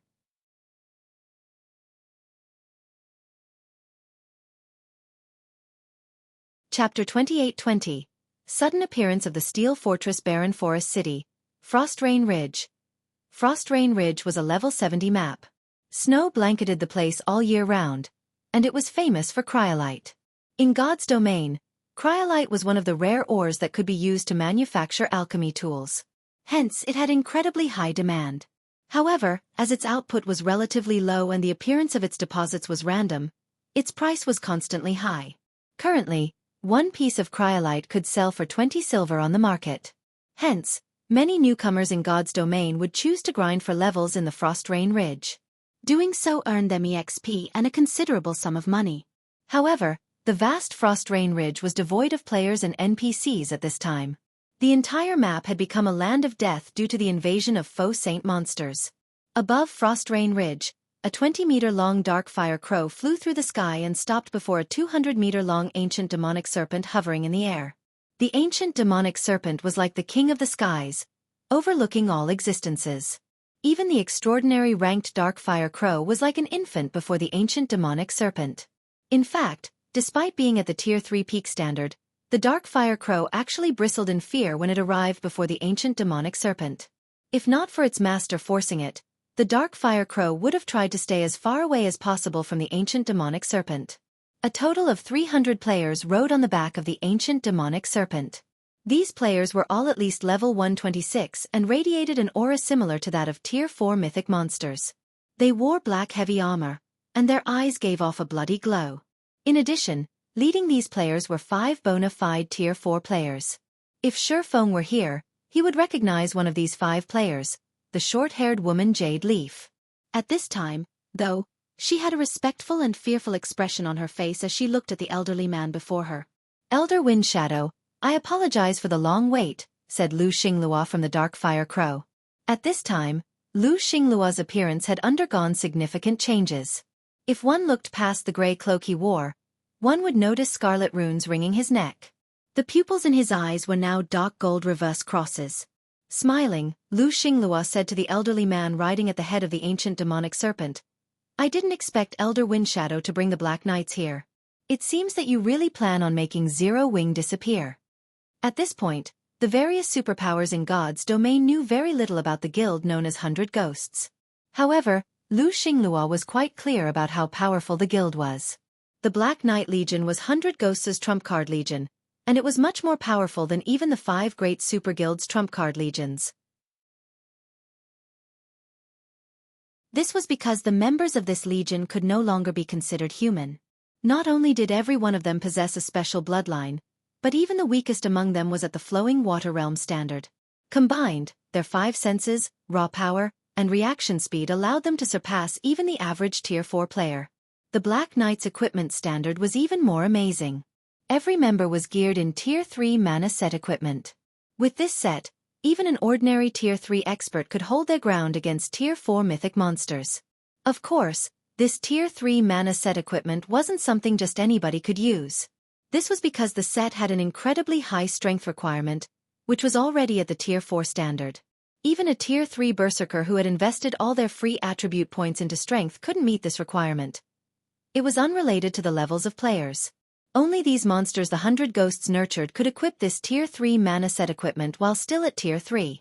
In addition, mana equipment had a massive flaw. Unlike ordinary equipment, mana equipment couldn't be repaired. Every reduction in durability was permanent. Hence, using this Tier 3 mana set equipment was incredibly costly. Even an existence like 100 Ghosts dared not resort to it. Frequently 100 Ghosts had 1,000 of such monstrous players. Although the guild had dispatched only 300 now, these players could already move across the main continent unhindered. "It's nothing. Since Zero Wing thinks we are pushovers, this old man will let everyone know what we are capable of," Windshadow said as he looked at Lu Xinglua, who appeared rather inhuman, with indifferent eyes. He then shifted his attention to the man behind Lu Xinglua and asked, "Guild leader Xinglua, won't you introduce the expert behind you?" If one were to say that Lu Xinglua currently resembled a demon kin, then the mysterious bandaged man sitting behind Lu Xinglua was a real demon. Although the bandaged man did not reveal his aura, he still made Windshadow feel threatened. "Oh right. I nearly forgot." Chuckling, Lu Xinglua said, "Let me introduce you. This person here is the real owner of Saint's Hand, Guild Leader Beast Emperor." Lu Xinglua's introduction surprised Windshadow slightly. "I never thought that Saint's Hand would actually be the claws of the evil god's temple." Looking at the faux saint army on the ground below, Windshadow said, "If that's the case, These faux saint monsters should be special evil beasts in disguise, right? That is incorrect, Elder Wind Shadow. This isn't a disguise but an evolution, Beast Emperor said, smiling. Now that you've witnessed the power of the faux saint army, if you need its help in the future, feel free to contact me through Xinglua, Elder Wind Shadow. That won't be necessary for 100 ghosts. However, it seems you have quite a grudge against Zero Wing, Lord Beast Emperor, Wind Shadow said as he glanced at the 1,000 mythic-ranked faux saint monsters marching at the front of the faux saint army. Such a large-scale operation will definitely attract the attention of the Twin Towers Kingdom's NPC army. If they move, I believe your faux saint army will suffer severe losses. You've misunderstood me, Elder Wind Shadow. I might have a grudge against Zero Wing, but I would very much like to thank Black Flame.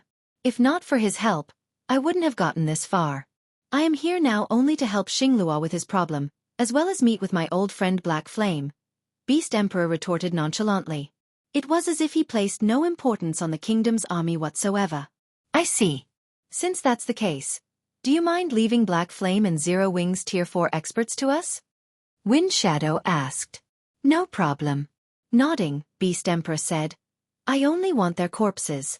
After Wind Shadow and Beast Emperor reached an agreement, they continued toward the Secret Covenant Tower. While the two powers were traveling to the Secret Covenant Tower, two people riding a blazing dragon were observing their movements from far away using a magic mirror. Amazing! I never thought that Beast Emperor would actually be Saint's Hand's true guild leader.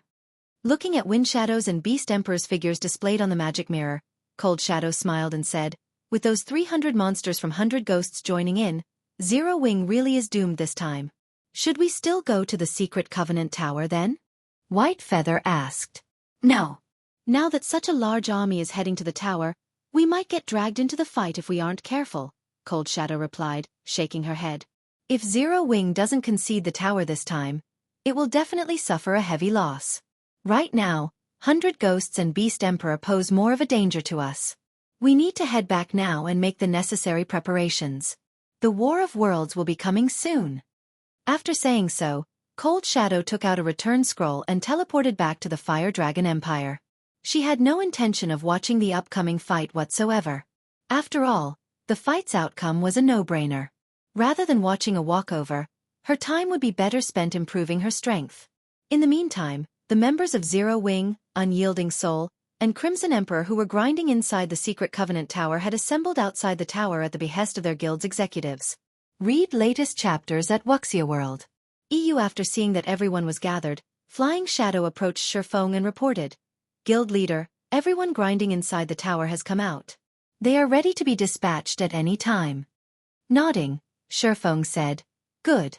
Have everyone get ready. Also, place those at the Advanced Magician Standard and above in a separate group. Yes, sir. Flying Shadow promptly executed Shifeng's instructions. While Flying Shadow was sorting out the assembled players, Shifeng flew several thousand yards away from the Secret Covenant Tower and began chanting an incantation. After he had chanted for 30 seconds, the region suddenly darkened as a gigantic magic array with a radius of several thousand yards suddenly appeared in the sky. This was undoubtedly the largest magic array anyone present had ever seen. However, before anyone could react to the situation, a metal fortress that was as large as a mountain slowly emerged from the magic array.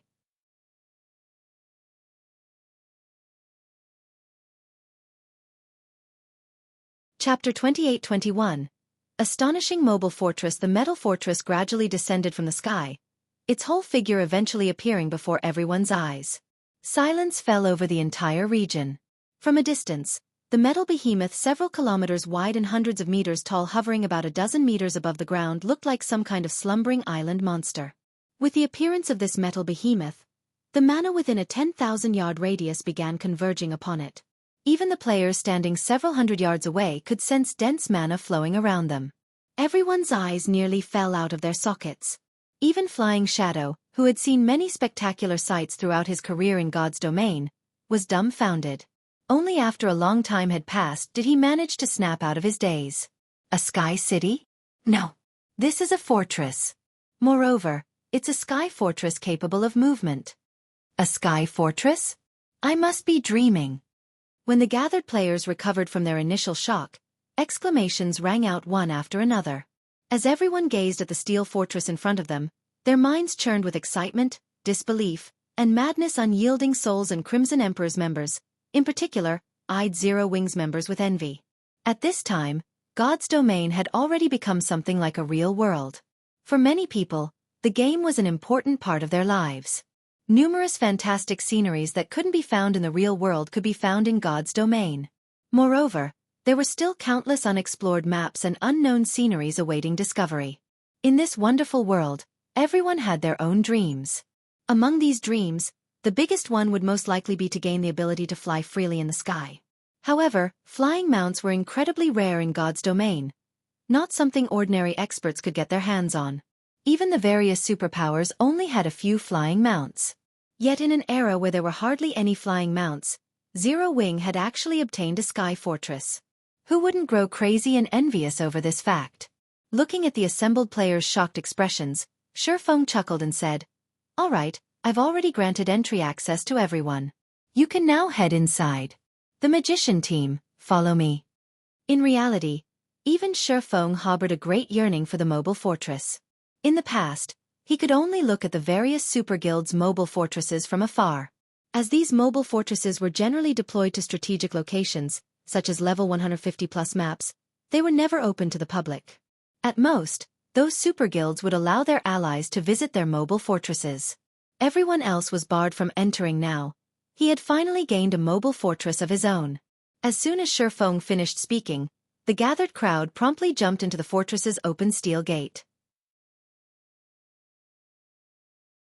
The moment everyone entered the fortress, they sustained another shock. This was because the mobile fortress's interior was like a completely different world compared to outside. B greater than E/B. Not only did the fortress's interior have astonishingly dense mana, but it also increased players' affinity with mana. Even those insensitive to mana could feel their affinity with mana improving significantly. The environmental effects of this fortress were far superior to those of any city they had ever visited. Most importantly, when inside the fortress, everyone could feel the foreign energy corroding their bodies vanishing rapidly. After making some rough calculations, they concluded that resting for 1 hour inside the fortress yielded the same recovery effects as resting for 1 day in the outside world. This benefit would greatly enhance their leveling speed. Moreover, the boost to concentration recovery in the fortress was at least 2 or 3 times stronger than in the various guild cities. Crap! If I can rest and train my skills here, I can probably get twice the results I'd get from training in Stone Forest City's combat rooms. You'd probably get even better results if you train combat techniques here, since combat techniques place much greater emphasis on mana control. Meanwhile, the boost to mana affinity this place provides would most likely improve one's mana control by a significant margin. After everyone entered the mobile fortress, they quickly understood its hidden benefits, and their eyes glowed with excitement. Resting was an important part of a player's life in God's Domain. In fact, resting accounted for around 1/3 of the time most players spent in the game. Even combat fanatics spent at least 1/5 of their time resting. This was especially true for players grinding in level 100+ neutral maps, where foreign energies constantly corroded their bodies. After the corrosion reached a certain extent, players would have to rest even if they didn't want to. Otherwise, death would claim them. Hence, rest areas were incredibly important for players. So long as a player had a good place to rest in, their leveling speed and self-improvement speed would both improve significantly. This was especially true for expert players. Peak experts would even pay high prices to visit the capitals of kingdoms and empires just to recover quickly. This was because these cities sold foods and beverages that could greatly enhance recovery rates, as well as offer other buffs. If not for the high price tags of these delicacies, even ordinary experts would fight to buy them. After Xueqi entered the mobile fortress, he led the magician team straight to the fortress lord's mansion. Looking at the 1,000+ advanced magicians before him, Xueqi said, "The fortress's magic arrays are fully operational now. What I need you to do is work in shifts of 300 to maintain the normal operation of these magic arrays. Do you have any questions?" The mobile fortress was mainly made up of magic crystals, and most of its operations relied on mana. Hence, a lot of manpower was required to operate it. This small mobile fortress needed 300 advanced magicians to keep its magic arrays fully operational. In addition, The mobile fortress consumed a lot more magic crystals than guild cities. Just its normal operation mode cost 50,000 magic crystals per day. If the fortress's offensive and defensive magic arrays were activated as well, this cost would zoom. Read latest chapters at Wuxia World. It was fortunate that Xueqi was incredibly wealthy right now. Even after deducting the magic crystals used in the mobile fortress's construction, he still had 5.8 million magic crystals left. Otherwise, even if he had completed the mobile fortress, he wouldn't have dared activate it. After all, Zero Wing still had many areas it needed magic crystals for. Leave it to us, Guild Leader Black Flame. We will make sure nothing goes wrong with these magic arrays. The advanced magicians responded enthusiastically, none of them dissatisfied at getting assigned the menial task of maintaining magic arrays. This was because the benefits of working in the Fortress Lord's mansion were practically visible to the naked eye. The mana inside the mansion was much denser than the mana outside, and the boost in mana affinity was much stronger as well. This place was not only an excellent rest area but also an excellent training environment for magicians like themselves. They couldn't find such a wonderful environment in the outside world even if they wanted to. Meanwhile, less than half an hour after the mobile fortress appeared, news of its existence spread like wildfire. In no time at all, word of it appeared on the Twin Towers Kingdom's official forums.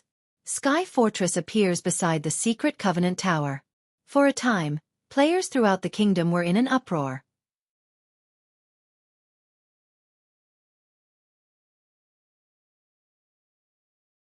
Chapter 28-22. Pinnacle of God's Domain, a Sky Fortress. What's going on? This is a lie. This is definitely a lie. How can such a thing appear at this stage of the game? There are pictures and videos of it. I heard that the fortress's interior is a paradise for training. It even provides a significant boost to mana affinity. Zero Wing is really on the rise now. When news regarding the small mobile fortress first broke out in the Twin Towers Kingdom, many people refused to believe it. After all, no matter how they thought about it, they simply couldn't see how Zero Wing could come to possess such a mythical fortress. However, the information leak came with photographic and video evidence. Even if everyone refused to believe the report, they couldn't change the fact that Zero Wing owned a flying fortress. The leaked video showed a fortress hundreds of meters tall, covered in all kinds of magic runes, hovering in the sky above the secret Covenant Tower. A faint layer of mist enveloped the fortress. From afar, it looked like a city found in paradise. No words could describe how spectacular the fortress was. This sky fortress looks so cool. The view from up there will definitely be amazing. When will this sky fortress be open to the public? I heard Zero Wing is limiting entry to its members and allies. I doubt anyone else will have the chance to visit the fortress. After all, it isn't particularly large. It should house 1 or 2 million people at most. Moreover, it is even being used to garrison the secret Covenant Tower. Zero Wing isn't letting any outsiders get close to the tower now, let alone the Sky Fortress. I'm joining Zero Wing. I must join Zero Wing. The Twin Towers Kingdom's players, both independent and guild members, couldn't help drooling when they saw the Sky Fortress above the secret Covenant Tower. Many independent players immediately thought of joining Zero Wing. The fight in Sky Spring City had already proven that Zero Wing, Unyielding Soul, and Crimson Emperor's rule over the city and the secret Covenant Tower was unshakable. Zero Wing even revealed that it had 5 Tier 4 players, far surpassing the various superpowers. The addition of the Sky Fortress basically solidified Zero Wing's hold over the secret Covenant Tower.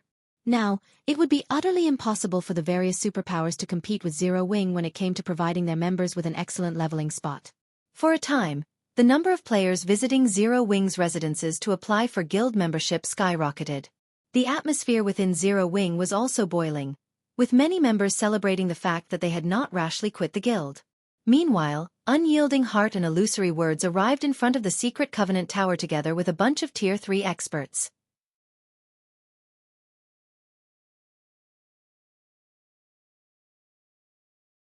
If he failed to secure the secret Covenant Tower this time, he would most likely have to lie low for some time. Someone might even replace him as Starlink's guild leader. He had a very good understanding of that old undead's personality. That person definitely wouldn't let him remain as Starlink's guild leader simply because he was the heir of a major corporation. After all, The only reason 100 Ghosts was even willing to partner with Starlink was that old undead. It had nothing to do with him at all. Meanwhile, the defensive capabilities of a fortress far surpassed those of a guild city. Zero Wing's mobile fortress definitely wouldn't have any problems defending against the attacks of Tier 4 mythic monsters. Relax. This mobile fortress might pose a problem for other people since it is floating in the sky. But you shouldn't forget that mythic-ranked foe saint monsters can fly. They are walking now only because they need to protect the great lords and grand lords. Beast Emperor replied nonchalantly.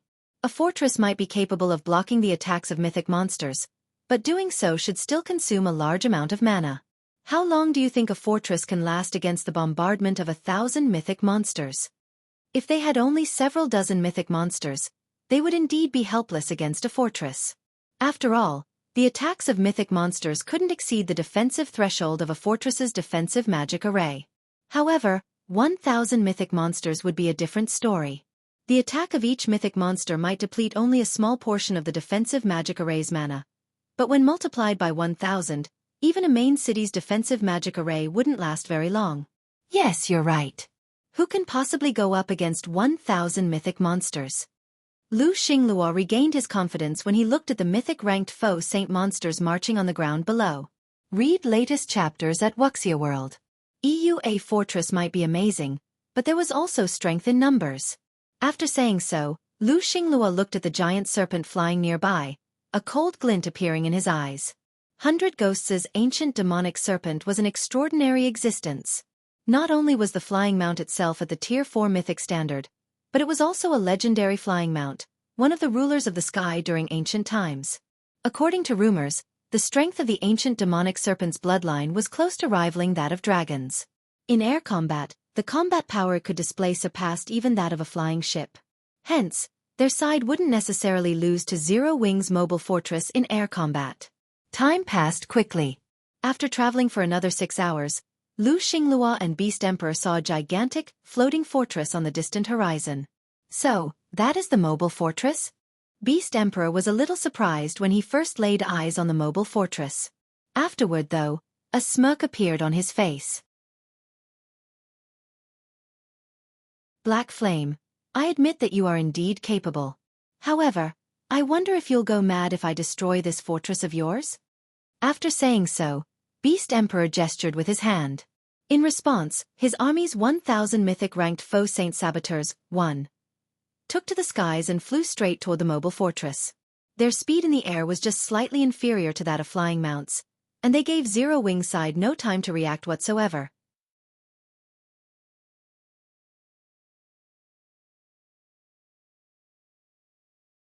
Chapter 28-23. Fortress's abilities. The 1,000 foe saint saboteurs flew across the sky with their 10-meter-tall bodies. From the mobile fortress's perspective, they looked like a dark cloud flowing toward it. In addition, over 1 million foe saint monsters marched toward the fortress on the ground. The ground shook with every step these monsters took, the spectacular sight stupefying the players standing guard on the mobile fortress. It seems we can't underestimate this Beast Emperor, after all. Despite being only a puppet of the evil god, he's actually capable of mobilizing so many mythic monsters. With this, even if we don't make a move, Zero Wing probably won't last very long, a 5-meter-tall middle-aged man atop the ancient demonic serpent said. Laughing, he continued, we won't even get to teach Zero Wing a lesson now. Although this golden-armored giant only spoke normally, his deep voice made the surrounding space tremble. If Shurfeng were here, he would definitely be shocked to see this golden-armored giant. This middle-aged man was not only a bona fide giant but also a level 133, Tier 4 berserker. The surrounding space already grew heavier just from the aura he exuded. That isn't necessarily a bad thing. With this, we can avoid exposing our strength and reduce the Black Knight Legion's expenditure, Windshadow said as he looked at the foe saint monsters above and below him. Don't forget that our goal this time is to rescue that good-for-nothing brat from Sky Spring City's prison. Dealing with Zero Wing is secondary. I guess you're right. Let's hope Sky Spring City's magistrate can let me stretch my muscles a little, the golden-armored giant said. Nodding while Windshadow and the golden-armored giant were conversing, Jade Leaf, who sat at his side, dared not utter a word, shame filling her face. Protecting and rescuing Awakened Abyss should have been her job, yet she had to turn to Elder Windshadow and Long Day, the vice commander of 100 Ghosts' main force, for help. This was a severe dereliction of duty on her part. She was very likely to get removed from the priority list for training when she returned to the guild's headquarters. After all, not only was Awakened Abyss one of 100 Ghosts' top talents, but his status was one that even Elder Windshadow dared not offend. Inside the mobile fortress, Unyielding Heart and Illusory Words saw the overwhelming army of faux saint monsters and couldn't help gasping in shock. Although they had long since known that their enemy consisted of over 1 million faux saint monsters and 1,000 faux saint saboteurs, this terrifying scene still frightened them. The faux saint army on the ground aside, just the 1,000 faux saint saboteurs in the air already posed a massive threat. Such a large force of mythic monsters could easily break through even the defensive magic arrays of NPC cities. Generally, fortresses possessed significantly stronger defensive magic arrays than cities. However, the mobile fortress was different from a stationary fortress. To gain the convenience of movement, the mobile fortress sacrificed a portion of its defensive capabilities. Hence, while the mobile fortress was still capable of blocking the attacks of these faux saint saboteurs, it was unknown how long it could continue doing so. Once the defensive barrier broke, these faux saint saboteurs would slaughter the players inside the fortress. Even Tier 4 players like themselves wouldn't be able to stop these monsters. After all, the difference in numbers was simply too massive. Everyone, get ready. Attack with everything you've got once these faux saint monsters enter within range. Unyielding Heart shouted. Remember, do not hold back anything. Fight with everything you've got right off the bat. Only by removing these mythic monsters as soon as possible will we have a greater chance of victory. Yes, sir. When the players stationed atop of the fortress walls saw the approaching faux saint saboteurs, they couldn't help gulping nervously. The outcome of the upcoming battle would be decided by whether they managed to finish off these faux saint saboteurs before the latter destroyed the fortress's defensive magic array. This would be a race against the duration of the defensive barrier. Meanwhile, on the fortress lord's mansion's top floor, which was also the highest point in the fortress, Guild leader, they're here, Fire Dance reported. When the faux saint saboteurs were less than 1,000 yards away from the fortress, she asked nervously, should we start attacking now? No, let them come closer, Xueqi said, shaking his head. The mobile fortress had 26 large magic elven cannons and 8 magic charging towers. Its overall firepower exceeded that of guild cities by leaps and bounds. However, this frightening firepower came at an equally frightening cost. Every shot the large magic elven cannons fired cost 6,000 magic crystals, and they had a cooldown of 1 minute. As for the magic charging towers, they cost 20,000 magic crystals to fire each time and had a cooldown of 3 minutes. Although Xueqi had over 5 million magic crystals on hand, he still couldn't afford to employ these weapons freely. Hence, they had to make the most of every shot. Meanwhile, a distance of 1,000 yards was practically nothing to the mythic-ranked faux saint saboteurs. Just 3 seconds later, they appeared before the mobile fortress's defensive barrier. Immediately afterward, all 1,000 faux saint saboteurs raised the various weapons they held and launched a barrage of ruthless attacks on the defensive barrier. The next moment, deafening noises came from outside the mobile fortress. Numerous spatial tears also appeared around the fortress's defensive barrier. The barrier itself trembled violently, and even the players inside the fortress could clearly sense the power of the attacks. Outside the mobile fortress, the thunderous assault was audible even from over 10,000 yards away. What powerful attacks! If it were a guild city's defensive magic array, it would have most likely crumbled at the first wave of attacks, Long Day exclaimed in astonishment. The simultaneous attacks of 1,000 mythic monsters were simply earth-shattering. Even a Tier 5 large-scale destruction spell would pale in comparison to this barrage. Jade Leaf also nodded in agreement.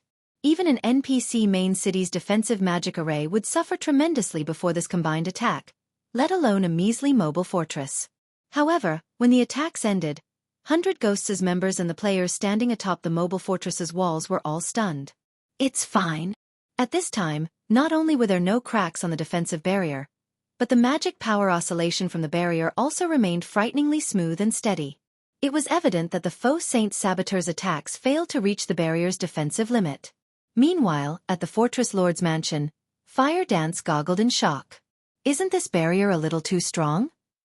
She had a clear view of the defensive barrier's energy level right now. let alone 1%. The barrier barely lost 0.1% of its mana reserves after the faux Saint Saboteur's first wave of attacks. Read latest chapters at Wuxia World. EU given a depletion rate of 0.1% per second, the faux Saint Saboteurs would take 166 minutes to break the barrier. However, the barrier's mana reserves could be replenished at intervals of 30 minutes, with each restoration costing 100,000 magic crystals. In other words, so long as they had sufficient magic crystals, the 1,000 mythic monsters before them wouldn't be able to destroy the mobile fortress's defensive magic array, no matter what. Not bad, Xueqi said calmly. Inwardly though, he too was surprised by this outcome.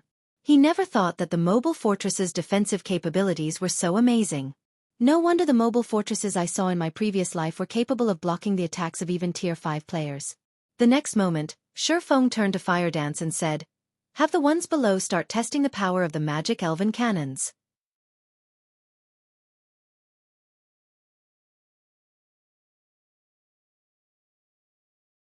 Chapter 28-24.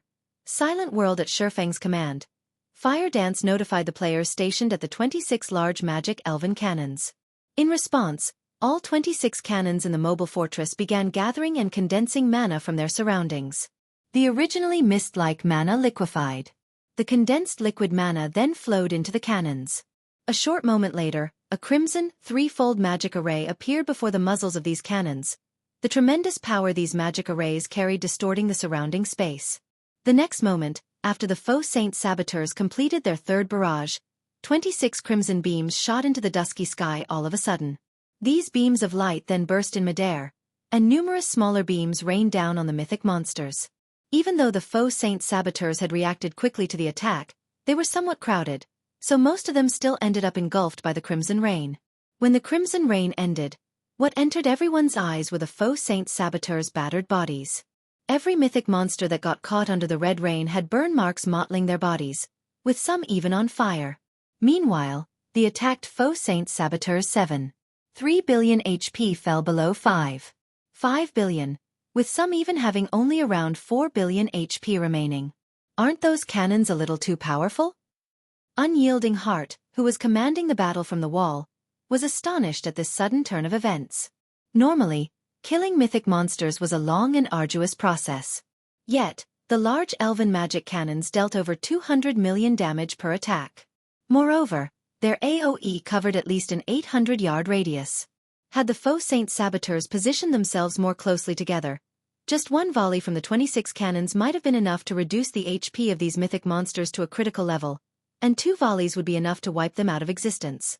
At this time, let alone the players inside the mobile fortress, even Lu Xinglua and Beast Emperor were thunderstruck. How is this possible? How can a fortress possess such strong offensive capabilities?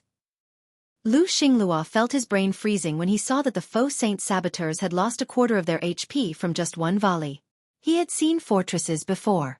He had also seen fortresses dealing with monster tides before. From what he had seen, fortresses indeed possessed incredible offensive capabilities. Even facing an army of 100,000 monsters and over a dozen mythic monsters, a fortress could easily emerge victorious within an hour. However, what was up with this mobile fortress in front of him? The mobile fortress's cannons had actually reaped a quarter of the faux Saint Saboteurs' HP with just one volley. In other words, just 4 cannon volleys would be enough to annihilate most of the saboteurs. At this time, even 100 Ghosts' members, who were watching the fun from afar, were shocked by this outcome. They never thought that the mobile fortress would possess such puissant offensive capabilities. Although they had the means to evade the attacks of these large magic elven cannons, just one mistake would mean an express trip to the afterlife for them. Only the ancient demonic serpent could possibly endure a blow from the cannons. Out of everyone on the battlefield, only Xueqi didn't find this outcome surprising. After all, the mobile fortress was a stronghold capable of resisting Tier 5 existences. If it didn't even have the ability to go up against a group of Tier 4 monsters, how could it go up against Tier 5 monsters? However, Xueqi's heart still ached after this volley. After all, the 26 shots fired cost 156,000 magic crystals in total. Converted to coins, that was 62,400 gold. While Xueqi was feeling distressed, Beast Emperor hurriedly gave out a command to the faux saint saboteurs. Spread out and attack from all directions. I refuse to believe they can fire those cannons without limit. The use of any strategic weapon in God's domain came at a great price. Given the effects of the large magic elven cannons, he doubted that Zero Wing could keep on firing those things forever. Following Beast Emperor's command, the faux saint saboteurs promptly scattered around the mobile fortress. Now, each cannon fire would hit several dozen saboteurs, at most, simultaneously. In this scenario, it would take several hundred shots from the cannons to annihilate all 1,000 saboteurs. Despite seeing this situation, Xueqi remained unfazed. Start the magic charging towers as well. Yes, sir. Upon hearing Xueqi's command, Fire Dance couldn't help feeling a little excited. If the large magic elven cannon's attack was a fusillade, then the magic charging tower's attack was a carpet bombing. Moreover, its power reached the Tier 5 threshold. Immediately, the 8 magic charging towers scattered across the mobile fortress began accumulating mana, transforming into 8 miniature suns that brightly illuminated the entire fortress. Before the faux saint saboteurs could react to this development, the 8 miniature suns shot into the sky and transformed into 8 threefold magic arrays, each covering a 2,000-yard radius. These gigantic magic arrays extended over not only the entirety of the mobile fortress but also everything within a 2,000-yard radius of the fortress. What? Have they lost their minds? Lu Xinglua was thunderstruck when he saw the 8 gigantic magic arrays in the sky. While he didn't know exactly how powerful these magic arrays were, going by the fact that they had drawn in all mana within a 10,000-yard radius, he could easily imagine how powerful they were. However, these magic arrays didn't cover just the faux saint saboteurs. Even the mobile fortress itself lay within the magic array's AoE. By deploying these magic arrays, Zero Wing was basically saying it intended to die with the saboteurs. Run! All of you run away!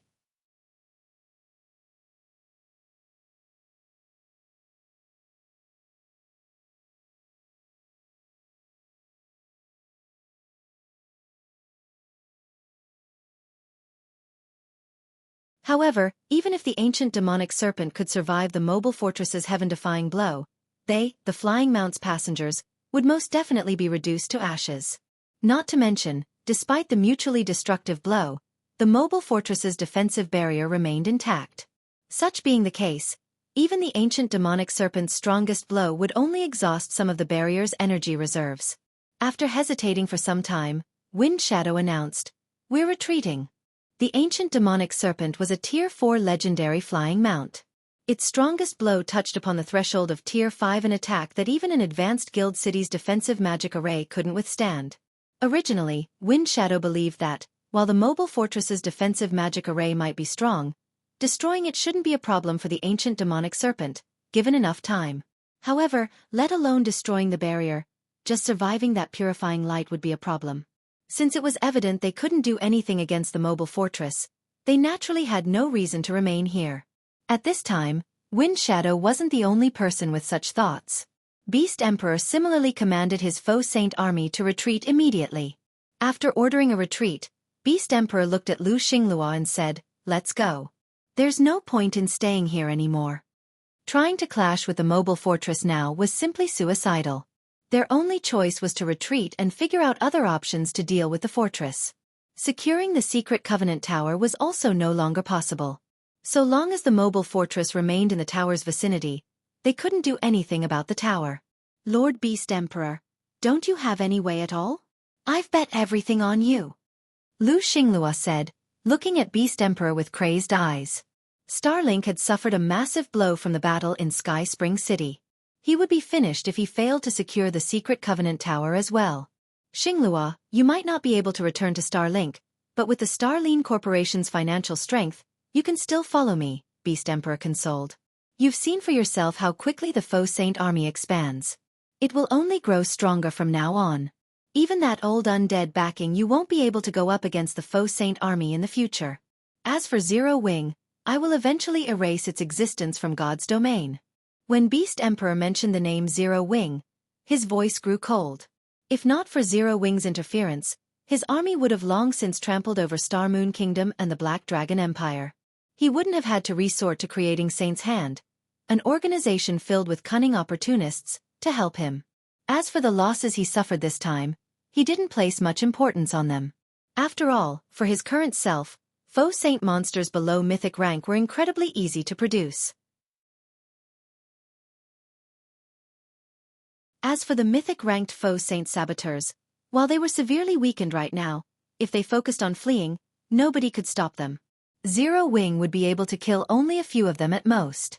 In addition, after today's event, he finally understood the reason for Zero Wing's confidence. Now, all he needed to do was wait. He would wait until he produced a Tier 5 faux saint monster. So long as a Tier 5 faux saint monster appeared, let alone Zero Wing's mobile fortress, even God's domain's various kingdoms and empires would no longer pose a threat to him. However, producing a Tier 5 faux saint monster wasn't an easy task. It required a large number of Tier 4 faux saint monsters to serve as a base, as well as a large amount of resources. Only after fulfilling these two conditions could he produce a Tier 5 faux saint monster. Meanwhile, Lu Xinglua, the heir of the Starline Corporation, was the perfect cash cow to help him fulfill these requirements. Read latest chapters at Xueqi World. EU. After hearing Beast Emperor's words, Lu Xinglua could only nod in frustration, throwing in his lot with Beast Emperor. From today onward, he would stand against the players of God's domain and acquire the upper zone resources he needed from Beast Emperor. This was also Lu Xinglua's only option. Otherwise, let alone the position of Starlink's guild leader, he might even get replaced as the Starline Corporation's heir. After all, there were still several reserve heirs in the corporation eagerly waiting to supplant him. Upon seeing the distant dark fire crow and ancient demonic serpent turning around and leaving, Fire Dance smiled and said, "Guild leader, it seems they plan to retreat." She found their enemy's decision to retreat reasonable. After all, anyone would lose the will to fight after witnessing that devastating blow. Unfortunately, they couldn't deal any additional damage to the faux saint army. Although the mobile fortress possessed incredible offensive capabilities, it had no means to seal its opponents in place. It would also be foolish to leave the safety of the fortress to pursue the faux saint monsters. This was most likely what Lu Xinglua and the others hoped to see the most. Leave? Since they're already here, then they shouldn't think of leaving. Shifeng smiled when he saw the retreating figures of Beast Emperor and 100 Ghosts as members. He then took out 3,000 mana stones he had synthesized beforehand and injected them into the core of the unsealed world mirror. An invisible ripple of energy immediately spread rapidly from the mobile fortress to the surroundings. A moment later, a dense layer of mist formed around the edges of the map of the secret Covenant Tower. If one looked at the map from the outside, the inside of the map would appear illusory, like it was completely isolated from the outside world. You're tuning in to the Xueqi's Martial Arts Saga YouTube channel. Don't forget to subscribe and join us on this journey to catch the most captivating stories.